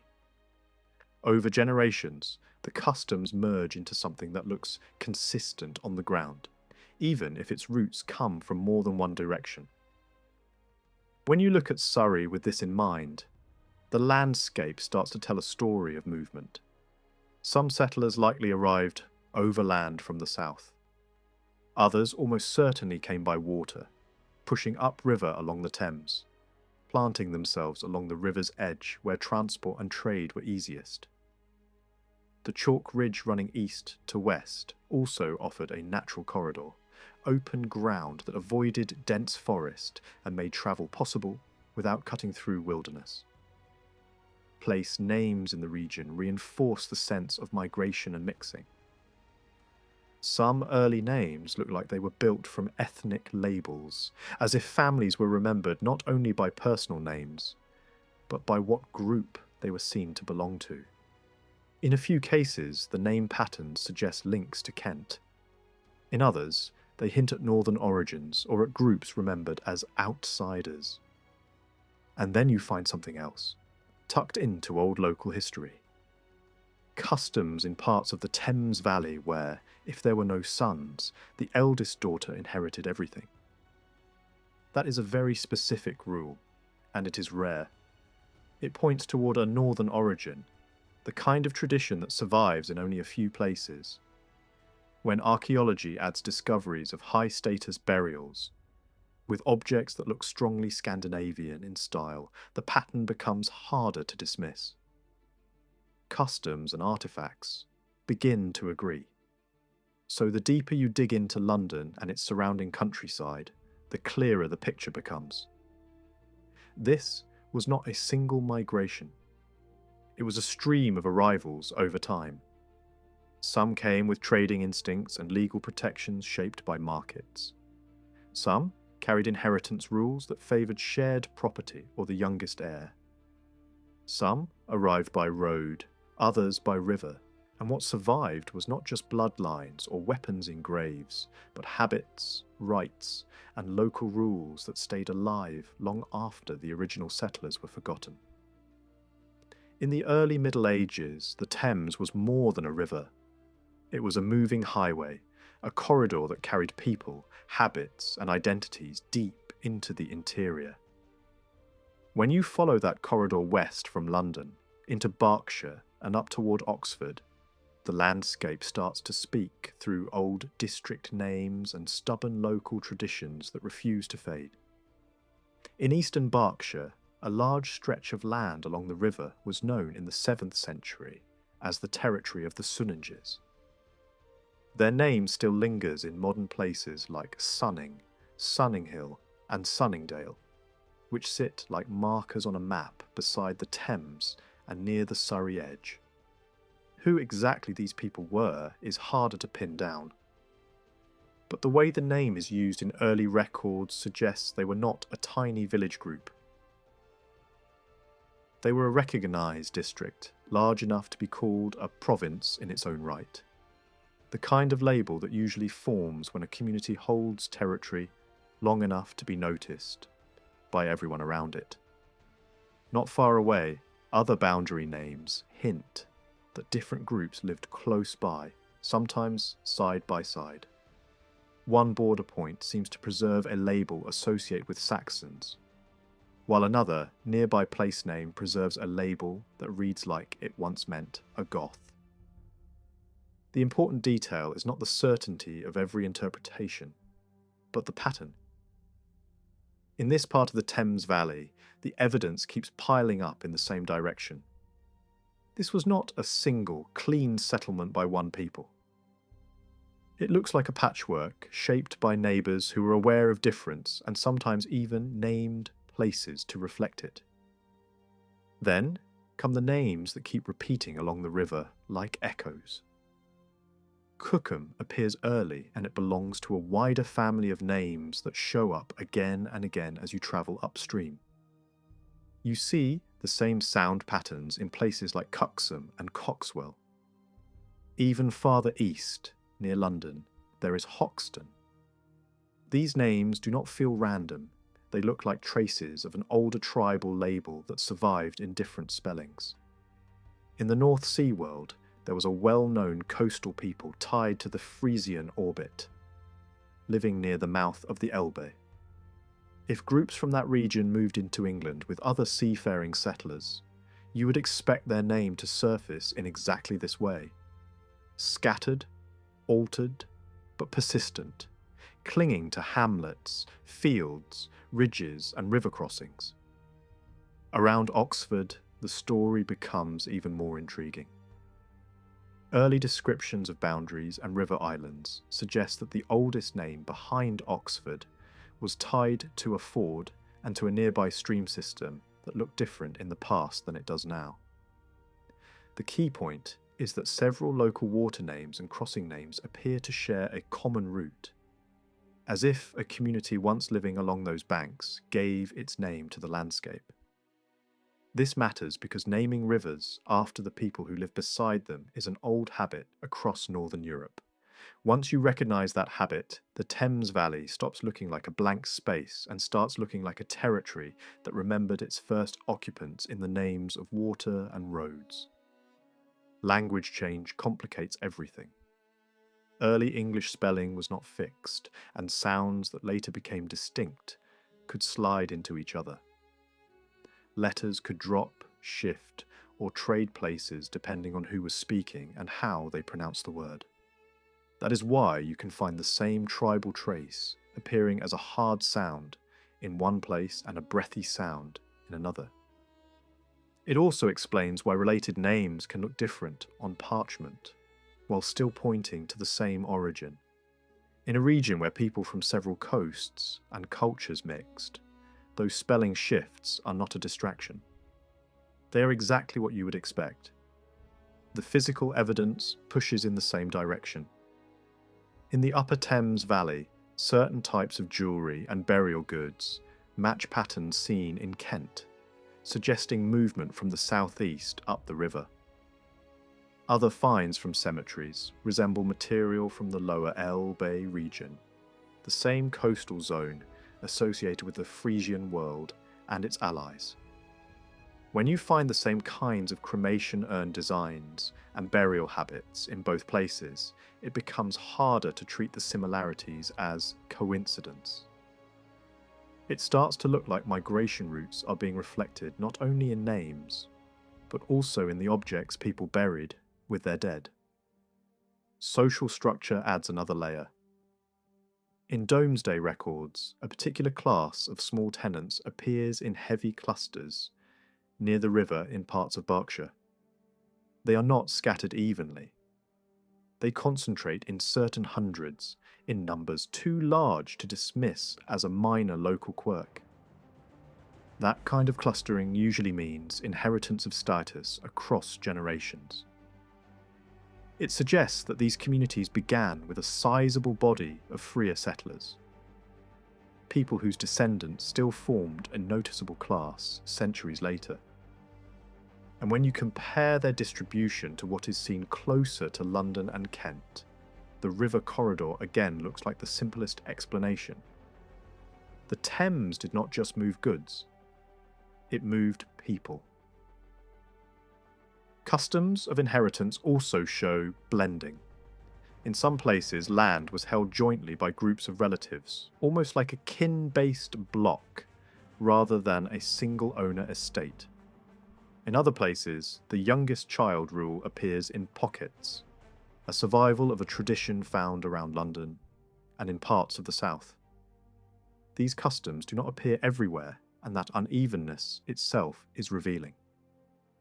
It suggests change over time, especially after new legal systems pressed older local rules into the background. What survives is likely only a fraction of what once existed. When you zoom out, the most reasonable picture is a two-stream settlement of the Upper Thames region. One stream comes from the south and southwest along the old road networks that connected the coast, the great towns, and the interior. The other stream comes from the southeast, flowing upstream from Kent and the London zone, carried by river travel and trade. Where those streams met, they did not erase each other. They fused, leaving a landscape filled with mixed place names, mixed burial habits, and mixed customs that still show their seams. And while the Thames Valley hints at these layered arrivals, the story continues as you turn east into Essex. Here, one of the most striking clues is not a battle story or a royal chronicle, but a coastal district that behaved as if it had been transplanted from Kent. In the northeast corner of Essex, the estates tied to the London Church formed a long-lasting enclave whose inheritance customs matched Kent in multiple ways. Land could be divided among children in the same distinctive pattern. Widows held protected shares. Rents and obligations were structured in a way that looks far closer to Kent than to the surrounding Essex countryside. Even the tenants' freedom to manage their houses and holdings reflects a looser, more independent tradition than was common elsewhere in the county. That kind of match is hard to explain unless a colony really existed there. People who carried their habits across the water and kept them alive for generations.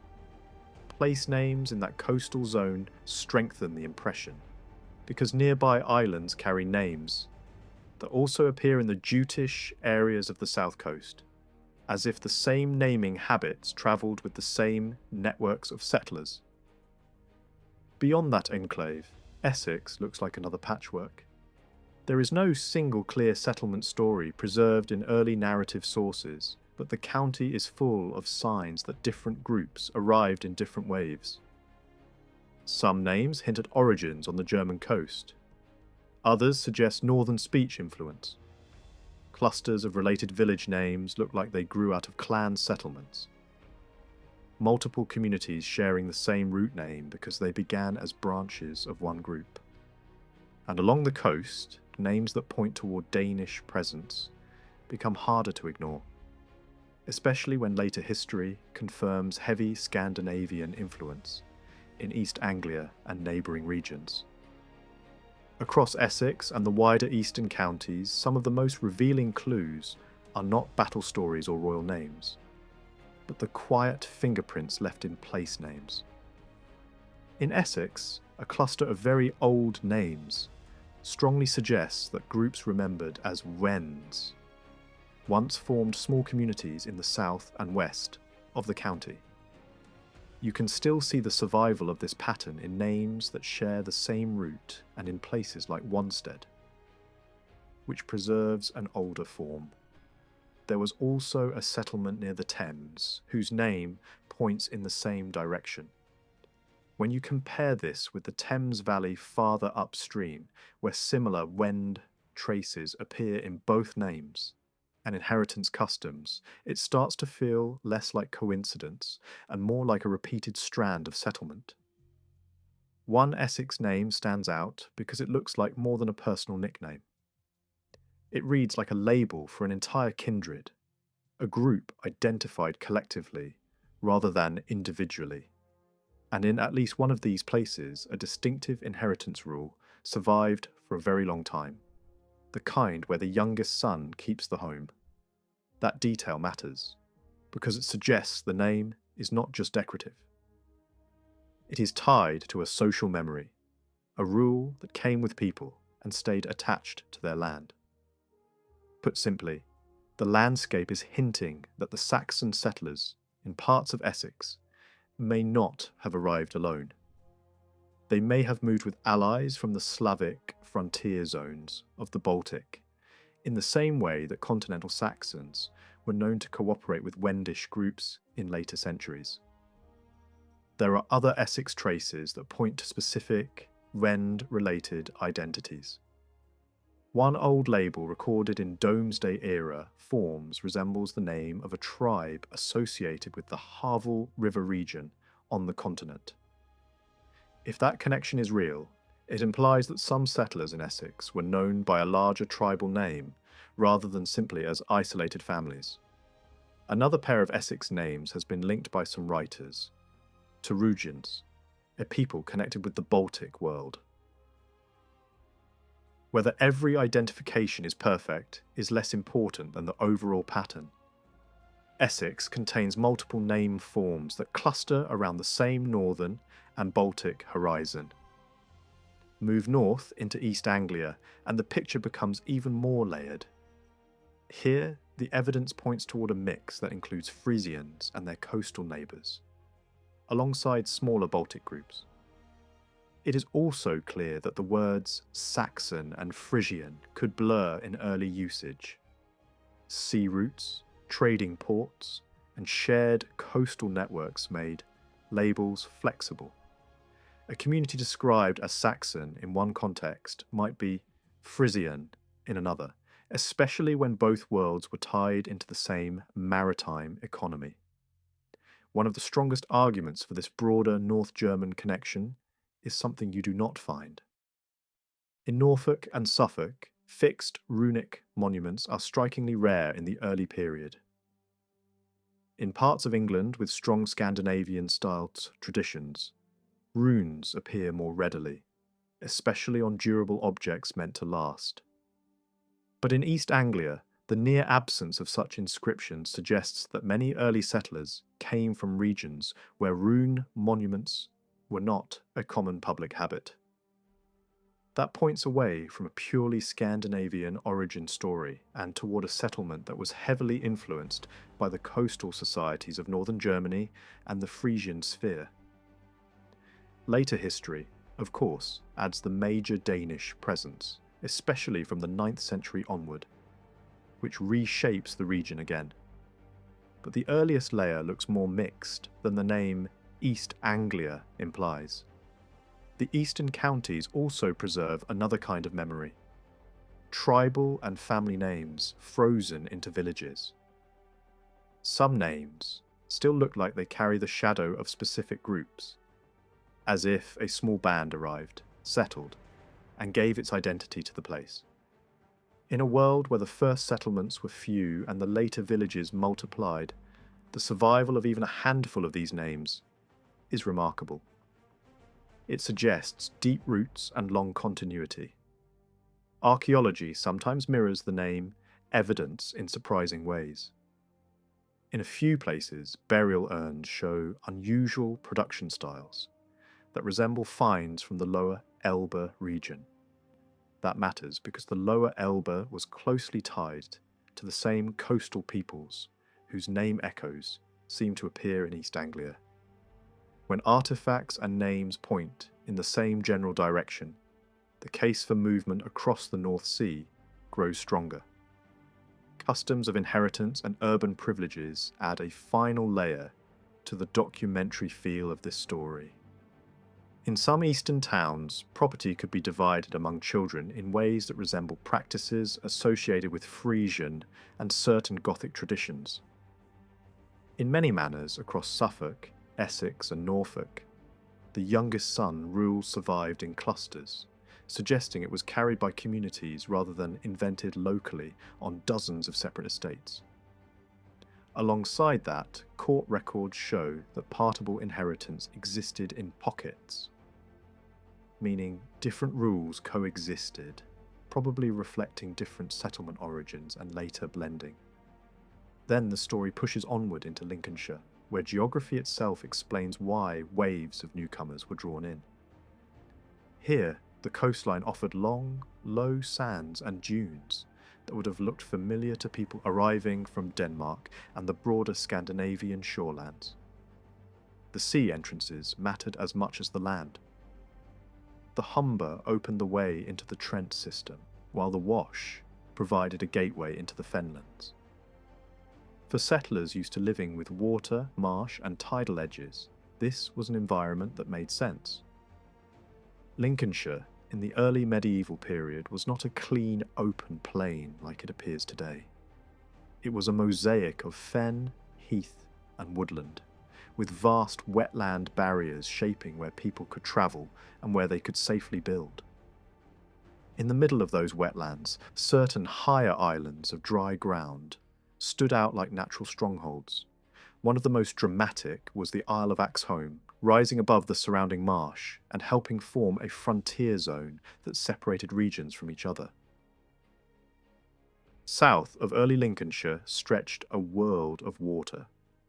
A vast fenland ran in from the coast, following the line of the River Witham almost to Lincoln, spreading west towards Sleaford, and reaching down from the north near Horncastle into the edge of Cambridgeshire.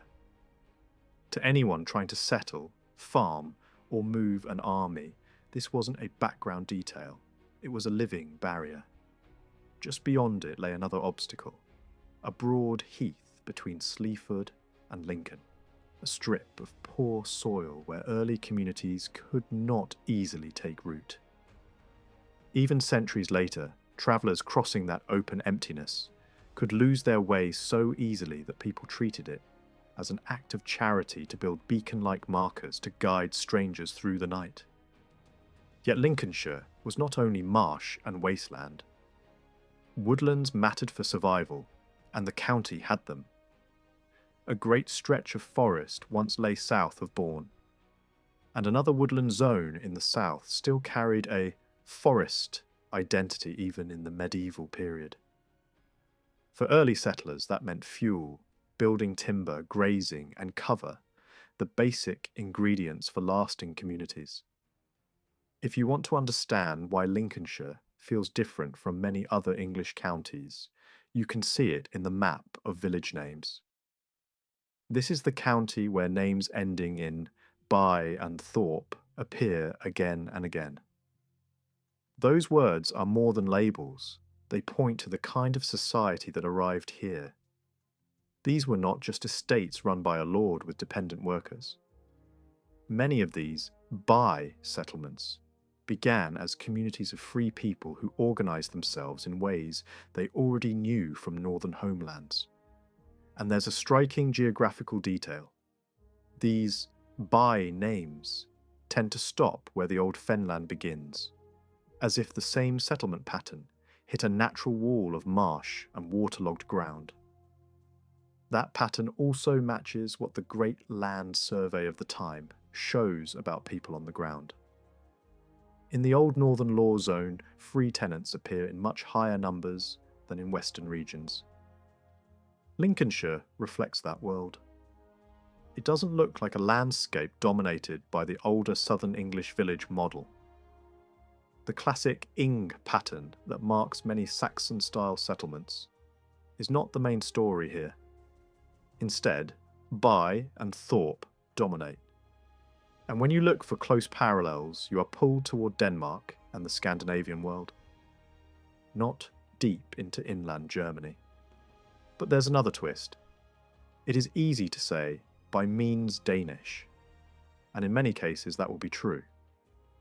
Yet by is also a northern word found across Scandinavian speech, including areas connected with the old Gothic world. In other words, some of these communities could have been founded by people who were not Danish in the narrow sense, but still came from the same broader northern cultural zone. And that matters, because it explains why Lincolnshire settlement can feel like a mosaic even when it sits under big umbrella names like Angles or Danes.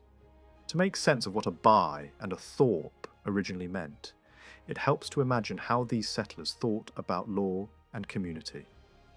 In some Scandinavian traditions, a village community was not just a cluster of houses, it was a legal body. The group could speak as a unit, defend its claims, and stand above smaller offshoot settlements in local disputes. A thorpe, in that logic, looks like a dependent or secondary place, a newer branch that grew out from an older core community. When you see that Lincolnshire has more by names across the open uplands and then a spread of thorpe names around them, it fits the idea of older cores and later extensions as population grew and land use expanded. Even in the names of local districts, you can feel this structure. Some early administrative areas appear to have been named after particular by settlements, as if courts or assemblies gathered at those places. In other words, certain villages were not just homes. They were meeting points, anchors in the local system. At the same time, Lincolnshire is not a one-note Scandinavian landscape. Alongside the by and thorpe names, you find plenty of older ham names, which usually signal a more Germanic style naming habit and could reflect Anglian, Frisian, or related settlers. So the county does not tell a story of replacement by a single people. It tells a story of layers and mixtures, with one dominant northern pattern sitting alongside older and parallel traditions. And when you zoom in closer, the place names begin to whisper specific identities. Some groups of names look like they preserve memories of Frisians, including smaller coastal tribes within the Frisian world. Other name clusters suggest Chauci-like or Hocking-like echoes. There are also names that sound like they point to Northmen in a broader sense, not necessarily tied to one kingdom, but to the wider seaborne world of the north. A repeated East Goth style element shows up too, as if some families carried an identity linked to the Swedish side of the Baltic sphere. Even a hint of Skåne appears in a few names, the kind of clue that pulls your imagination toward the old Danish realm that once included provinces on the Scandinavian mainland. Across the old Lincolnshire landscape, the place names read, like a quiet census of who once lived there. A cluster of Domesday-era names hints at people connected with the Swedes, using forms like Suin or Swin that also show up in Northern Ireland, naming traditions and early Scandinavian storytelling. Nearby, other names point toward Saxon identity, while a related set suggests groups associated with the Swifers, a name often linked to Saxon-speaking peoples in older sources. Then come the signals of a different direction altogether. Names built on winter and whiling, which older northern speech used when talking about Wends. Add in the repeated appearance of Lund and its local variations, and you start to see why Lincolnshire looked mixed even in the 11th century. Lund was more than a random word. In southern Sweden, it was a famous centre of power and tradition, remembered as an important royal and religious hub in early northern history.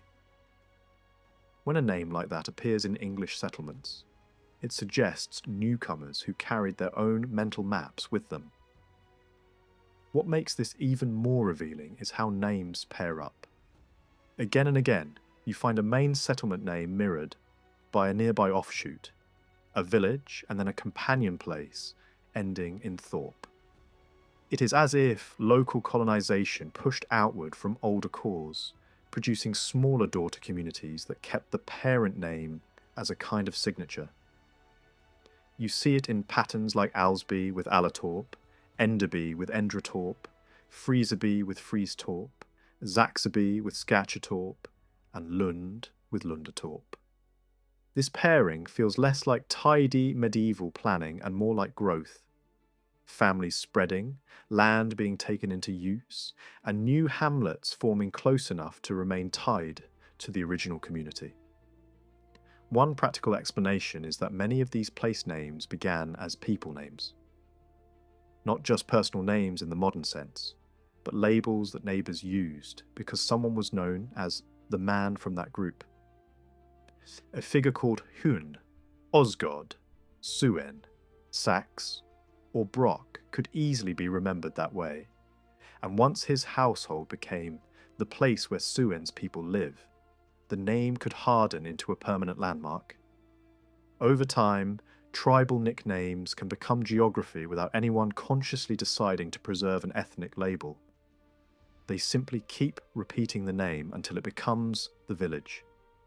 Some names in Lincolnshire carry an extra punch because they match social status, not just identity. One settlement appears in Domesday as Bonderby, a name that lines up with the old Scandinavian word for a free peasant proprietor. That word still survives in parts of the north, and it fits the broader picture of Lincolnshire as a region where many communities were not originally built around unfree labour, but around free households with their own rights. You also find traces of Old Northern vocabulary in field names, including terms for open ground and farmland. When a field name seems to preserve a tribal label like Waring, it suggests the same thing again. People remembered as belonging to a known group, leaving their mark in local speech. The Vend connection becomes especially vivid around names like Winterton and Winteringham. In older northern usage, winter could mean wend, and a name like Wintringatun would literally mean the settlement of the Wintrings, the descendants or followers of a man associated with that label. The important point is that the older form shows it began with people, not weather. The later English ear hears winter, but the earliest naming logic points to identity. In the same region, you also find pockets where the youngest son inherits, a custom that appears again and again in places touched by different immigrant traditions and alliances. It is the kind of detail that suggests newcomers didn't just bring weapons or ships. They brought family rules and expectations about who keeps the home. Lincolnshire's reputation for strong, Danish character isn't wrong, but it can be too simple. The armies and migrations that later generations called Danes were not always made up only of men from Denmark. Coalitions formed around the Baltic and the North Sea could include many northern and coastal peoples, some Scandinavian, some from the southern shores of that world. That helps explain why observers of Lincolnshire people described more than one Danish-looking physical type, as if two related but distinct northern strains had both settled in the same county and blended over time.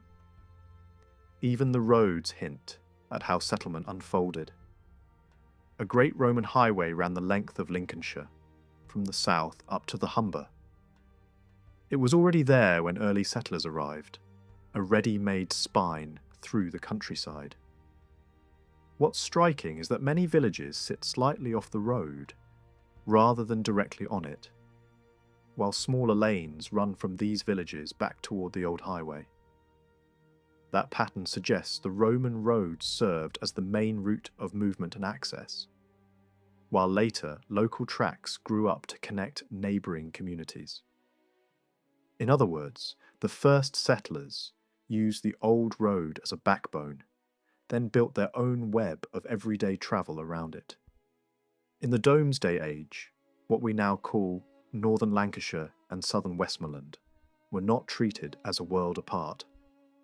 On paper they sat inside the wider Yorkshire sphere, and for centuries they had been pulled into the orbit of Deira, the old power base of the region.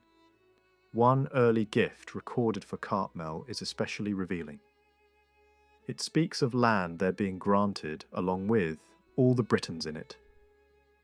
That small phrase matters because it suggests the Celtic population did not vanish when new settlers arrived. Instead, communities endured side by side, long enough to be noticed and named in official memory. You can see that Yorkshire connection in the religious footprints left on the ground. Early churches dedicated to figures like Wilfrid and Cuthbert appear in places that look, at first glance, like the far edge of the map.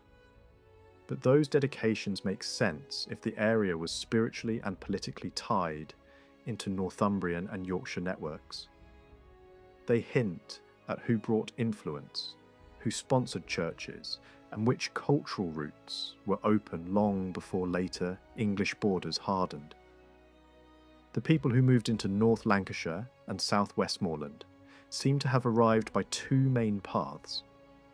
Some filtered in overland from Yorkshire, part of the same northeastern world, shaped by Anglian rule. Others came by sea, landing on coasts where travel by water was faster and more natural than forcing a route through rough interior country. That mix helps explain why you find early stone crosses in this area that resemble those in other parts of ancient Northumbria, and why a runic inscription at Lancaster fits the same pattern. It is not just decoration or coincidence. It is a cultural fingerprint pointing to connections across the wider northern kingdom. Then, near Lancaster, the landscape begins to speak a different language. Around Heysham and Halton, everyday words in local place talk sound unmistakably Norse. Hills are called fells, streams are becks, small lakes are tarns, farms carry thwaite names, and coastal rocks are skiers. These are not the kinds of words that drift in casually. They settle when people settle, and they survive when those settlers become the local normal. The result is a layered north, an earlier Anglian imprint in stone and inscription, and a later Norse imprint in the vocabulary of the land itself. Customs of inheritance add another clue, because legal habits tend to travel with families. In Yorkshire, there were districts where land was divided among heirs, rather than passed down as a single block. By the 12th century, courts would only recognise that kind of division in places where it could be shown to have happened for as long as anyone could remember. In other words, it was allowed only where the fields themselves told the story. Long strips, subdivided holdings, boundaries that made it obvious the land had been repeatedly shared out over generations. That kind of old, visible partition suggests that some groups within the early Yorkshire settlement carried traditions different from the ones that later became dominant in much of England. When you scan northern place names with that in mind, you start noticing how many of them look like people labels frozen into geography. Some point toward Frisian backgrounds, including subgroups that older writers also mention by name. Others hint at Brock or Hock-type roots that match coastal peoples from the North Sea world. You also find names that seem to preserve outsiders as categories. Places built on Dane or Dean, names that signal Norse identity, forms that resemble Swedish personal naming, and even words that echo Goth or Goda. And then there are the Wend or winter names, which some traditions connect to Slavic or Vandal-linked labels used by neighbours. In Northumberland, later medieval records still show names that look like they preserve a Waring crossing and a Wend-linked settlement. And in parts of Yorkshire and Lancashire, you find a chain of Wends and Wend names that feel like faint but persistent traces. One inheritance custom stands out because it appears almost alone in the northern counties, junior right, where the youngest son gets the family holding. It is recorded at Leeds, deep in the old district once known as Elmet. That is strange, because it does not fit neatly with the best-known inheritance habits of Anglian, Danish, or Norwegian tradition. It also does not match Welsh practice, so it is hard to explain it as simply a leftover from the old British population. Instead, it suggests a smaller group carrying a different legal tradition, perhaps introduced when Elmet was absorbed into a larger kingdom and new settlers of a fair-skinned stock were brought in to secure the region. Even an earthwork nearby, carrying a name like Wendell Hill, feels like it belongs to that same story. Not proof on its own, but part of a pattern of hints. At the same time, the sources also point to Celtic survival in the north, not just as a background presence, but as a recognised community. Cartmel is one example, but there are others. A northern church law describes how a noble accused of pagan rites could face a heavy fine unless he proved innocence with a large group of oath helpers, including a set number drawn from a group described as Wallawenter. The way they are singled out suggests they were seen as distinct people living among others and trusted precisely because of that separateness. They were free enough to matter in court and different enough to be deliberately included.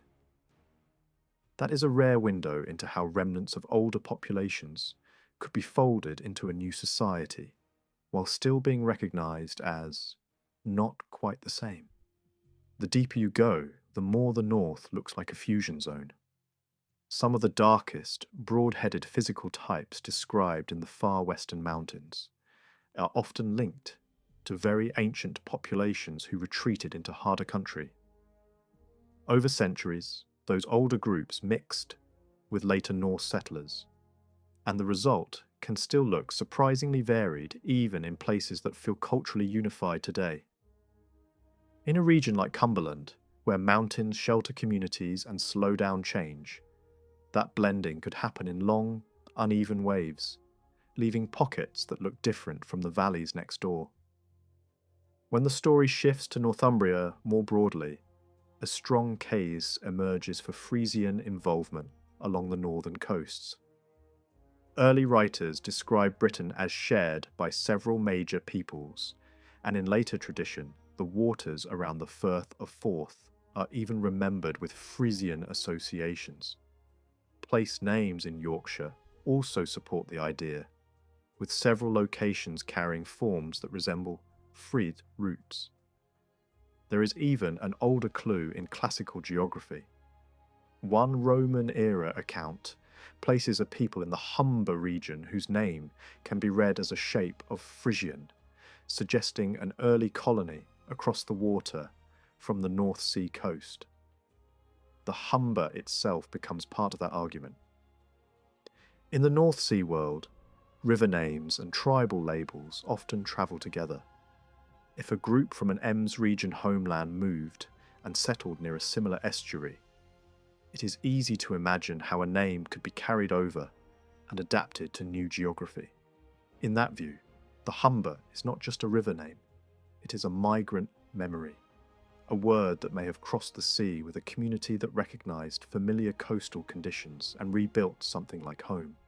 Even modern pronunciation can preserve these ancient layers. In parts of Northumberland and Yorkshire, many place names that look like they end in ham are spoken in a way that sounds closer to That kind of ending is strikingly similar to sounds common in Frisian place name speech. It is the sort of detail most people never notice, yet it can survive for centuries because it lives in everyday habit. When a whole district shares that pronunciation pattern, it hints that the accent and speech rhythms were shaped early and then simply kept going. Frisian speech was not some minor background noise in the north. It was one of the living tongues that early settlers carried into the northern counties, and a noticeable stream of Frisian vocabulary flowed into the wider Anglian way of speaking.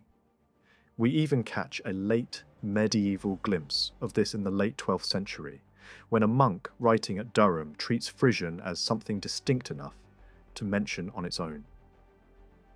He uses a simple example from everyday life.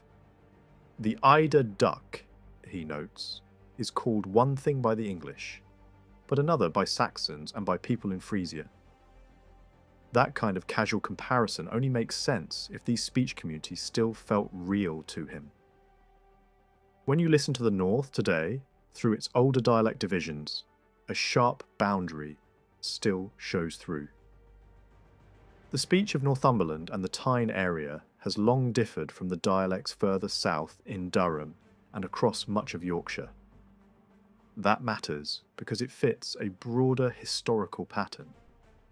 When Danish forces took Northumbria, their densest settlement and cultural weight fell mainly in Yorkshire. The land north of the Tyne seems to have remained more firmly in the hands of descendants of the earlier population, the people whose roots ran back to the first waves of Anglian and Frisian settlers. As a result, the older Northumbrian voice held on more strongly there, while the south developed a blended form shaped by heavy Scandinavian influence. Place names make that contrast easy to visualize. North of the Tyne, names built with endings like ham and ton dominate. The classic Scandinavian ending by, so common in parts of Yorkshire, is basically absent. Even the everyday landscape words divide the map. In Northumberland, streams are typically burns. In Scandinavian-influenced districts, further south and west, they are more often becks. And there is another small but telling detail. In the strongly Danish districts of Yorkshire and Lancashire, people famously clip the word the down to a quick T. That habit is not a defining feature in Northumberland in the same way. Together, these differences point to a north that was not remade evenly.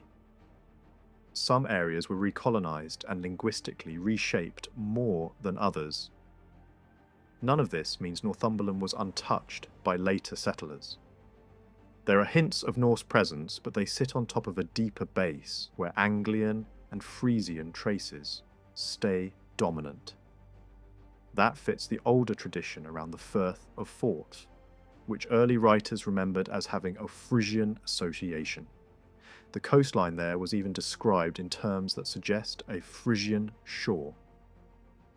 Later, historians have argued that while most immigrants were Anglian, a Frisian element could have been established early, possibly even before the classic stories of 5th century leaders ever took hold.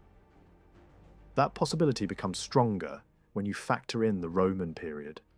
Frisians served in the Roman military, and there is evidence that a Frisian unit was stationed along Hadrian's Wall in the early 5th century.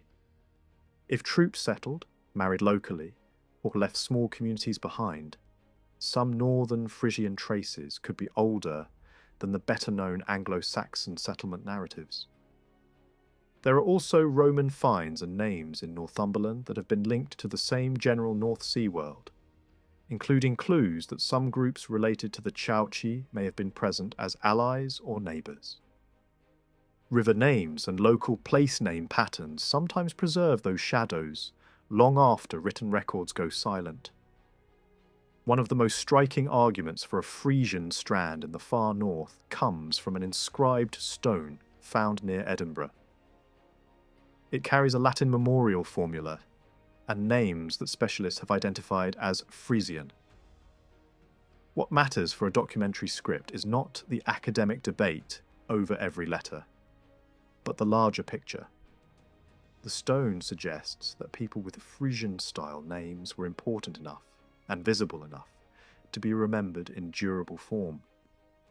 It is another reminder that Angle in early Britain could be a broad label covering a coalition of closely related seafaring peoples. Language quirks also support this. In the Anglian dialect, there was a tendency to drop a final N in certain forms, and this feature also matches what is seen in Frisian speech habits. When you find northern place name forms and old personal naming patterns that line up with the same tendency, you are looking at a small linguistic habit that may have travelled across the sea with real families, not just with abstract tribes. Runic evidence draws an even sharper line between different settler groups. The earliest runic monuments in the wider Northumbrian world use a rune tradition that points back toward Scandinavian and Gothic regions, not toward Frisia. That matters because the Frisians, in this interpretation, did not bring a runic habit with them. So in the north you can end up with a layered picture. Runes hinting at settlers connected to Scandinavia and the Gothic sphere, while other linguistic and place name evidence points toward Frisians who shared the coastline and mixed into the same kingdom. There is also a fascinating example of how a sacred landscape can survive a religious revolution. The community associated with Lindisfarne did not simply pick an island at random. Many North Sea peoples had the idea of a holy island tied to older pagan practice. In that view, a sacred island could begin as a ritual centre before Christianity and later be repurposed as an obvious site for a monastery once conversion arrived. The exact beliefs changed, but the geography of sacred space stayed meaningful. Across the northern counties, district names and clusters of place names suggest how mixed the population could be under the surface. Some names look like they echo Scandinavian regions. Others resemble ethnic labels, such as Scot or Engel. You also find names that can be read as pointing to Danes, to Norse identity, to Swedes, and to groups remembered as Wends. Even local folklore sometimes preserves unusual motifs that feel closer to Slavic story traditions than to mainstream English ones, hinting that a few small migrant strands may have been absorbed and then remembered as local legends rather than as history. The North was not just shaped by language and names, but by ways of working the land. In Northumberland, scattered farm clusters and outlying farmsteads existed alongside village systems. Some 19th century descriptions of onstead, farming, still show a structure that looks surprisingly similar to Norwegian rural arrangements, where labourers lived close to a main farm and were paid partly in kind, with small land privileges that made survival possible. Even if the buildings changed over time, the underlying pattern can be old, because practical rural systems tend to persist when they fit the landscape. Money and measurement can carry the same kind of memory. In parts of Lancashire and the wider northwest, records show rents and dues calculated using northern systems, with values that match Scandinavian practice rather than southern English norms. The same northern flavour appears in legal fines and in the labels used for certain tenant classes, where the naming style resembles Scandinavian habits of describing people by their status as men of a particular type. Physically, later observers often describe Northumberland as strongly Anglian in look and build, with tall rural populations and a distinctive presence around places like Hexham. Further south and east, especially in parts of Yorkshire, the population reads as more clearly Anglo-Danish, consistent with heavier Danish settlement and influence. Even within Yorkshire, older writers describe difference between lowland plains and more rugged upland districts, suggesting that mixing and adaptation did not happen in a single uniform way. All of this sets the stage for the Midlands, where old inheritance customs become a major clue to who settled where. In medieval Leicester, a powerful lord attempted to force a shift away from a local tradition, in which property passed to the youngest son. The fact that such a custom existed in a major town is important, because it is not something a community simply invents overnight. Junior inheritance shows up in several other Midland towns as well, and it likely arrived with early settlers who already lived under that rule. Alongside junior inheritance, there were Midland districts where land was divided among children in a way that resembles the famous Kentish tradition of splitting property. In the large soak of Rothley in Leicestershire, the inheritance pattern included daughters in the absence of sons, and it also gave widows strong temporary rights under certain conditions. That combination looks much closer to traditions associated with coastal North Sea peoples than to the stricter male preference patterns known from some continental Angle law traditions. The simplest explanation is that Leicestershire, even as a land of so-called Middle Angles, absorbed settlers from other North Sea backgrounds, including people whose customs allowed female inheritance when needed. When you look at central England through the lens of human appearance, an unexpected pattern appears. One early researcher, Beddoe, compared thousands of people across the East Midlands and found that Leicestershire and Northamptonshire showed noticeably more dark hair and dark eyes than counties like Lincolnshire and Nottinghamshire. In simple terms, the further you move from the strong Scandinavian and Anglian zones of the East, the more you begin to see a different, darker layer in the population. Beddoe's conclusion was blunt for his time. These two counties seemed to carry a strong element that did not match the stereotypical Teutonic look. So what could explain it? One possibility is survival. Not everyone in Roman and post-Roman Britain vanished when new settlers arrived. In some regions, older communities endured, mixed, and slowly became part of the new society. Another possibility is migration from the continent that did not fit the usual image of fair-haired Angles and Scandinavians. Along the North Sea coast and inland parts of northern Europe, there were and still are pockets where darker complexions were common. If people from those areas joined the waves moving into Britain, their descendants would naturally show up in the Midlands in greater numbers. To understand why the Midlands became such a patchwork, you have to picture Mercia not as one clean tribe, but as a growing political machine that absorbed many smaller peoples. The Mercian core expanded by pulling in fenland groups, river valley communities, and regional blocks that had their own identities long before Mercia became the dominant label. Over time, this kingdom stretched in multiple directions, taking territory from neighbours and reshaping its borders as power shifted. Even later records describing Mercia's reach suggest it once extended much farther northwest than many people expect, pushing toward the Ribble and beyond, at least in terms of influence and administration. In this landscape, the River Trent mattered. It acted like a cultural hinge. South of it, darker traits become more common in places like Leicestershire. North of it, counties such as Nottinghamshire and Derbyshire appear, on average, fairer. This could reflect different settlement histories on either side of the river.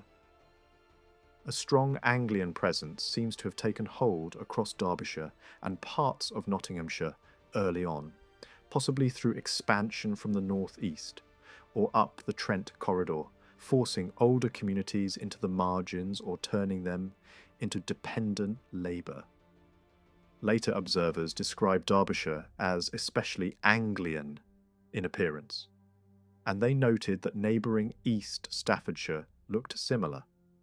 Very Anglian, but with surprisingly little sign of Danish influence compared with counties further east. There is also a fascinating border that once ran right through the heart of England, the line between areas under Danish law and areas that were not. Northamptonshire ended up inside the later Dane law, while Oxfordshire did not. That boundary originally followed a major Roman road, but later it shifted, bringing more land under Danish rules than the earlier treaty line would suggest. A change like that rarely happens without a reason.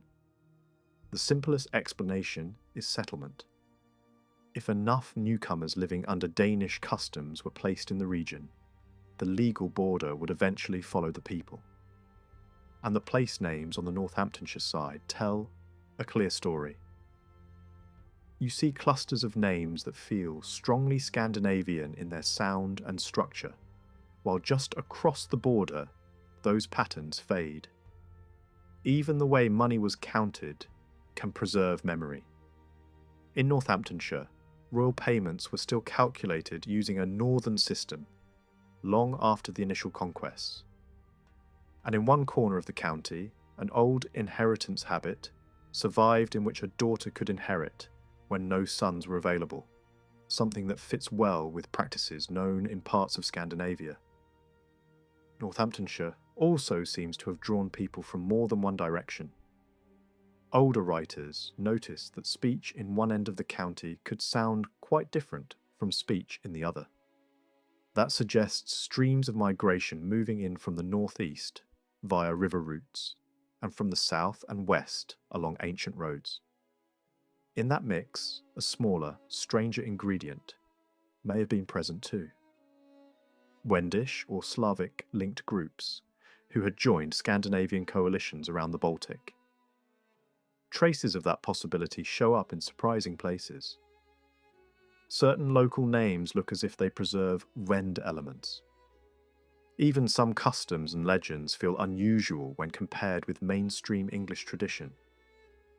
One example is a May Day practice where young trees were planted to make streets look as if they had suddenly grown a fresh green avenue overnight, something that strongly resembles traditions better known in Slavic regions. Another is a local supernatural figure whose name echoes a Slavic word connected with divine power. These details do not prove mass migration, but they do hint at small groups whose cultural fingerprints survived because they were distinctive. If you widen the view to Buckinghamshire, the Wendish connection becomes easier to imagine. In the early 11th century, England was ruled by a king whose power extended across the Baltic world, and that world included regions known for Slavic peoples living alongside Scandinavians. He built an elite military force, and some members of that force were described as exiles from Wendish lands. Records from parts of Buckinghamshire even show estates held by royal warriors linked to this system. In a society where land could be granted as payment and loyalty could be rewarded with manors, it is not hard to picture how small groups, from far away, could be planted in strategic areas and then quietly become part of the local population. Across Bedfordshire, Huntingdonshire, and Hertfordshire, the same theme keeps returning. Local names, landholding patterns, and odd survivals of inheritance customs hint at a world where Anglo, Dane, and Saxon were not tidy, isolated categories. Some areas show strong signs of Frisian-linked settlement as well, with names that resemble Frisian tribal labels and clusters that sit along river valleys like the Leia. In a few places, old inheritance rules favouring the youngest child lingered far inland, suggesting that customs carried by coastal settlers could travel with families as they moved deeper into England. What makes the Midlands especially dramatic is that customs did not always match. In one district, land might be divided among sons only.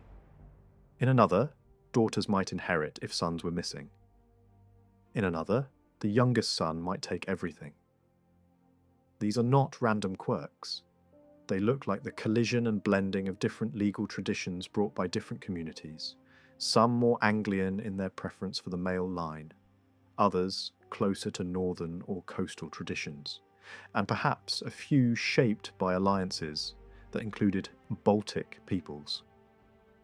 Even within a single town, you sometimes find layered rule books. Nottingham, for example, once had different inheritance customs associated with different population groups. Nearby, some church estates followed one pattern, while another district under the same lord followed a different one. That only makes sense if older local custom was strong enough to survive political change and if the people themselves were not all from the same background. Finally, the Midlands also preserve a quieter contrast in how people lived on the land.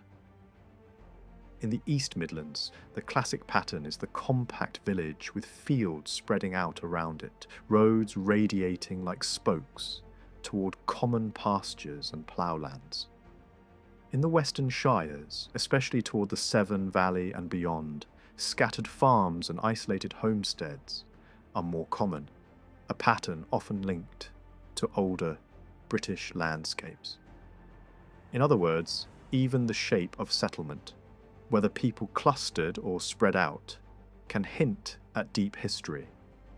When we listen closely to the dialect of Somerset, especially in the west of the county, it becomes clear that this land was never settled by a single people. The language itself carries echoes of different origins layered over time. In just a handful of villages, speakers once used multiple forms for simple grammatical endings, and in some places the word uch was still used for I, a direct survival from very early English speech. This was not a uniform dialect shaped in isolation. It was a living mixture, shaped by people arriving from different shores and backgrounds. The coastline tells part of that story. Somerset's early ports, places like Watchet and Portlock, were gateways long before the interior was fully controlled. Settlement here appears to have begun along the sea, not inland. This pattern repeats across the southwest. Coastal communities formed first, while large areas inland remained British for generations. Even centuries later, physical difference could still be seen. Along the Devon coast, people tended to be fairer than those living deeper inland, suggesting a long-standing divide between maritime settlers and older interior populations. Exeter provides one of the clearest clues. Here, inheritance followed a system where land could be divided among sons and daughters alike. This was not a British custom, because in Wales daughters did not inherit land. Instead, this points toward Northern European settlers, especially people whose traditions allowed women to inherit property. Similar customs appear again in Cornwall, where some estates passed entirely to an eldest daughter if no sons survived, a practice linked to Scandinavian law.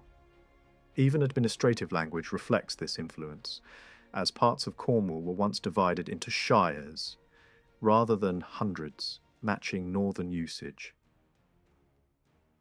The way the southwest was settled also mirrors both the earliest Saxon coastal colonies and later Scandinavian shore settlements. Long before England existed as a kingdom, Eastern Britain had already seen maritime settlers establish enclaves along the coast. The same pattern appears again in the southwest. Communities formed by sea maintained contact with the continent and only gradually expanded inland. The people of Kent and Sussex were especially skilled sailors. Their ports later became the Cinque Ports, and for centuries they supplied ships to English kings. When pressure or opportunity pushed them to move, they did not march inland, they sailed, and traces of their movement remain. In Devon and Somerset, old place names preserve forms of the name Kent itself, sometimes spelled in older records as Ghent. Marshlands, rivers, and villages share names that match Kentish geography so closely that coincidence becomes unlikely. Even legendary names survive. A place in Devon once bore the name Hengisticote, preserving the memory of Hengist, a figure tied closely to Kentish tradition. Other names point to Frisian settlers, Goths, Danes, and people from across the Baltic world. Some villages carry names that clearly refer to Huns, Frisians, Eastern Goths, or Scandinavian allies. These were not labels added later. They were identity markers that hardened into geography. Devon and Cornwall were shaped first by the sea. Their earliest Teutonic settlements hugged the coast and followed navigable rivers inland. This helps explain why coastal populations today are often fairer than those in the uplands. Over time, Teutonic settlers and native Britons blended deeply here, more than almost anywhere else in England. Cornwall, in particular, became a meeting place of very old populations. Some descended from ancient prehistoric groups, others from Bronze Age Britons, and others from later northern settlers. The result was a population with striking variety where dark hair, fair hair, and even red hair could all appear within the same community. Red hair became especially loaded with meaning. In West Cornwall, families with red hair were long suspected of being descended from Danes, and the prejudice against them survived well into modern times. This belief was not invented without cause. Scandinavian settlers were remembered, not just in stories, but in attitudes passed down across generations. Folk tales offer another window into the past. Cornwall's traditional stories show remarkable similarities to legends from Northern and Eastern Europe, especially regions once inhabited by Slavic peoples. Tales of witches, storm spirits, enchanted waters, chained souls, and supernatural guardians appear in both places with striking parallels. Even stories like Jack the Giant Killer, known across Cornwall, also appear in Norway under similar forms. These are not stories that spread easily across land. They move with sailors. Language preserves more traces. Many Cornish family names end in sounds common in Scandinavian naming. Place names along the coast echo Norse patterns. Even islands offshore bear names rooted in northern speech. Objects discovered in Cornwall reinforce this picture.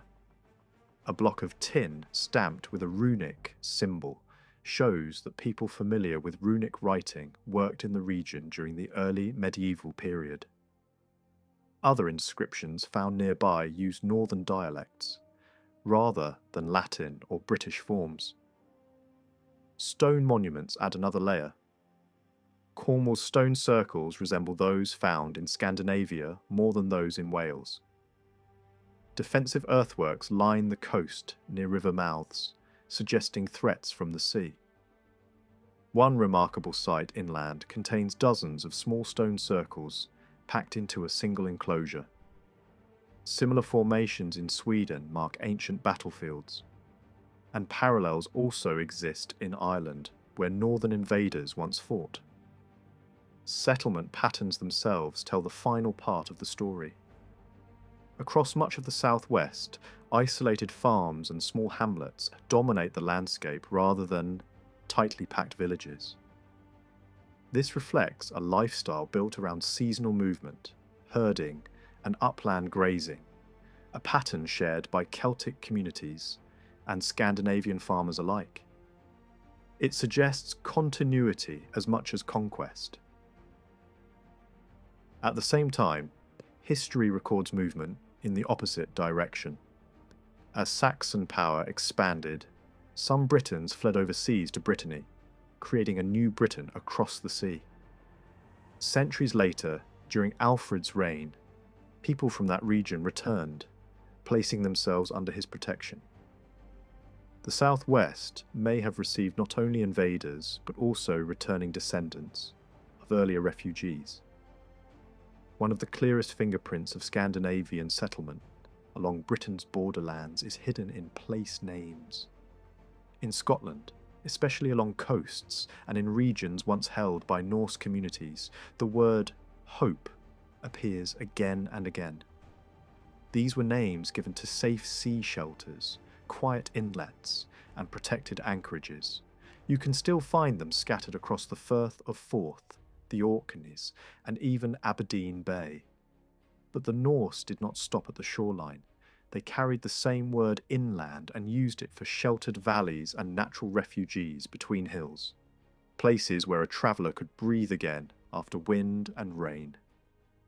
In some southern Scottish counties, the number of these hope names is overwhelming, and the sound of the ending itself changed over time, often shrinking into forms like op or up. That same pattern appears again along the Welsh border.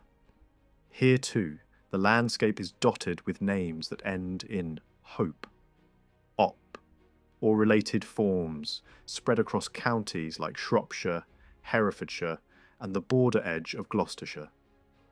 It is difficult to look at that distribution and not hear an echo of northern speech. And it is not only hope.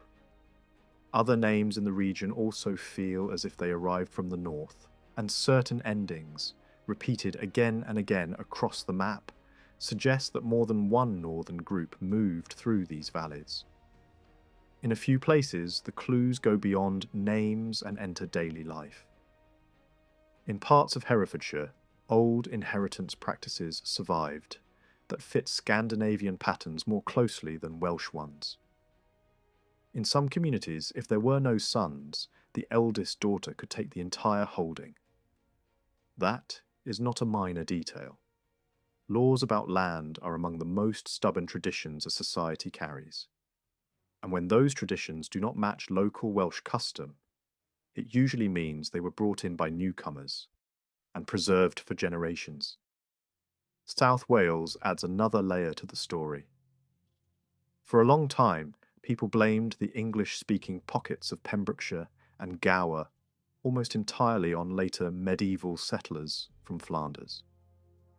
But when researchers listened carefully to the dialects there, something did not match.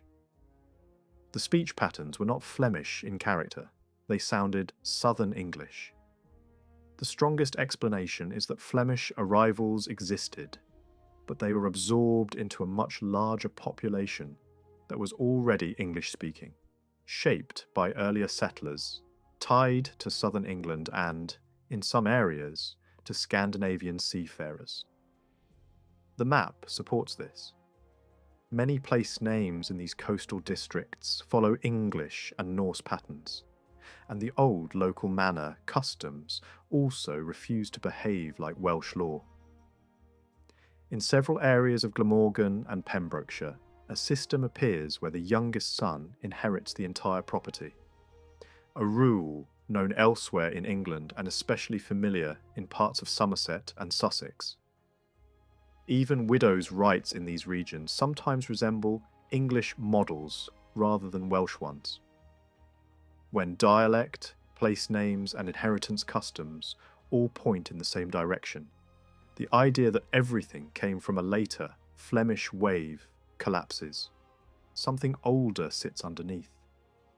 There is another sign that hints at how early some of these English settlements may be. Along the Welsh coast, the word angle survives in place names attached to bays, headlands, and districts. This is important because Welsh speakers did not normally distinguish between Angles, Saxons, or Jutes by separate labels in everyday naming. And later, during the Viking Age, newcomers would have been remembered as Danes or Northmen, not Angles. That suggests these Angle names likely formed before the Viking period, during an earlier phase of movement, before the older tribal labels faded from use. The dialect evidence strengthens this further. In parts of Pembrokeshire, the accent carries features associated with Southern English speech.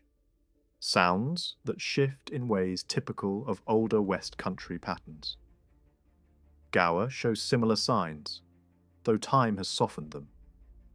Put this beside the English-style place names and the manor customs that mirror Somerset, and the picture sharpens. The coast of South Wales did not become English-speaking only because of medieval migration. It already had older English colonies, rooted there long before. Some scholars pointed to an especially dense cluster of Norse-style names around Milford Haven and the waterways nearby. And then there's the strange trail of carved stones. Ogham inscriptions, which appear in Ireland in heavy concentration along coastal zones, linked to Scandinavian power, also cluster in South Wales, especially in Pembrokeshire. That pattern is hard to ignore. It suggests that seaborne networks, tied to northern peoples and their allies, touched these shores repeatedly, not once, but many times. Move east and north into Gloucestershire and Oxfordshire, and the border story becomes even stranger. Here, certain names raise a sharp question. Do they refer to women or to a northern people known in Scandinavian speech as the Queens, a label used for Finnic groups? Some old boundary names and village names seem to preserve that word in a form that could be interpreted either way. A women's community would be a remarkable explanation. A memory of northern allies travelling with Scandinavian settlers fits the broader pattern far better, especially in a region already full of Norse-style place name endings that appear again and again across the landscape. And those Norse endings are not subtle. The district contains multiple villages with endings typical of Scandinavian naming, plus evidence that Danish-style money reckoning was still being used at the time of medieval surveys. That detail matters. Money systems, like inheritance law, tend to survive only when a population remains influential for a long time. It suggests that Danish-speaking communities existed here, not as passing raiders, but as settlers woven into the local economy. Further north along the Severn Valley and into Worcestershire, older tribal settlement names survive in early records, as if large communities were planted in strategic zones. Some names appear to preserve the memory of specific groups whose original homeland lay far across the sea, while other clusters suggest a patchwork of peoples settled close together, possibly to hold vulnerable frontiers. In places near major Roman roads, the movement of settlers becomes easier to imagine. Rivers, highways, and ruined Roman cities became corridors and quarries, shaping where people moved and how they built. Along this border, culture did not replace culture in a clean line. It blended. Welsh communities and English settlers lived close enough to share land systems, farming rhythms, and even the logic of how homes were arranged. In the hills, scattered farmsteads and small hamlets became common, reflecting a seasonal style of life where herds moved between summer and winter grazing. That pattern belonged to Welsh pastoral tradition, but it also existed in Scandinavian lands. The frontier became a place where habits merged as much as bloodlines did. Even where boundaries were built, the reality stayed messy. Offa's dyke was meant to separate worlds, but people did not stay neatly on one side. Welsh enclaves remained east of it, English settlements appeared west of it, and mixed communities formed in between. Over generations, new border populations emerged, shaped by both ancestries. The result was not only cultural mixing, but physical blending too. A population whose features could carry both backgrounds at once. And this leads to the larger conclusion. What we call the Anglo-Saxon world was never a single, pure migration of one people, with one identity. It formed on English soil out of many groups arriving in waves, often as allies, travelling under broader labels. Frisians, Saxons, Angles, Jutes, Danes, Norse, and Baltic partners moved together, settled together, and gradually merged. Celtic communities were not simply erased. In many regions, they were absorbed, contributing to the population that later generations would call English. By the time we reach the later centuries of Anglo-Saxon England, something becomes clear. The language we call Old English did not begin as a ready-made national tongue. It wasn't a single Anglo-Saxon language, carried intact across the sea and spoken the same way everywhere. What existed early on was a patchwork of speech, many local voices shaped by different origins. Only gradually, through long contact and shared life, did those voices start to sound like one broader language that people across regions could recognise. When scholars compare the earliest English writing to Northern European speech from the same age, the resemblance is hard to miss. The feel of the vocabulary, the rhythm of the words, even the way meanings cluster together, often point north. That doesn't mean one group simply imposed its speech on everyone else. It suggests something messier and more human. A new way of speaking formed on British soil, because many communities were forced to live side by side. Over time, their words blended, their grammar bent and shifted, and what emerged was a fresh language, built from fusion rather than purity. And language is only one clue. When you line it up with everything else that survives from that world, the conclusion keeps repeating itself.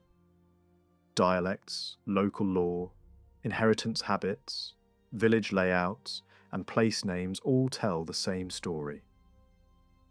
Early England was not shaped by one massive, unified migration of a single people. It was shaped by repeated arrivals from different groups, settling in different places, sometimes mixing quickly, sometimes slowly, but mixing all the same. Even the old myths point in the same direction. What later generations remember as Germanic or Teutonic belief was never a single tidy religion shared in exactly the same form by everyone. It was more like a family of related traditions. Different tribes told the same stories in different ways. They used different names for the same gods. They argued over details, emphasized different heroes, and carried local customs that didn't match their neighbours. When those groups moved into Britain, they didn't bring one uniform set of legends. They brought many versions of the same supernatural world, and those versions survived in fragments, stitched together across time.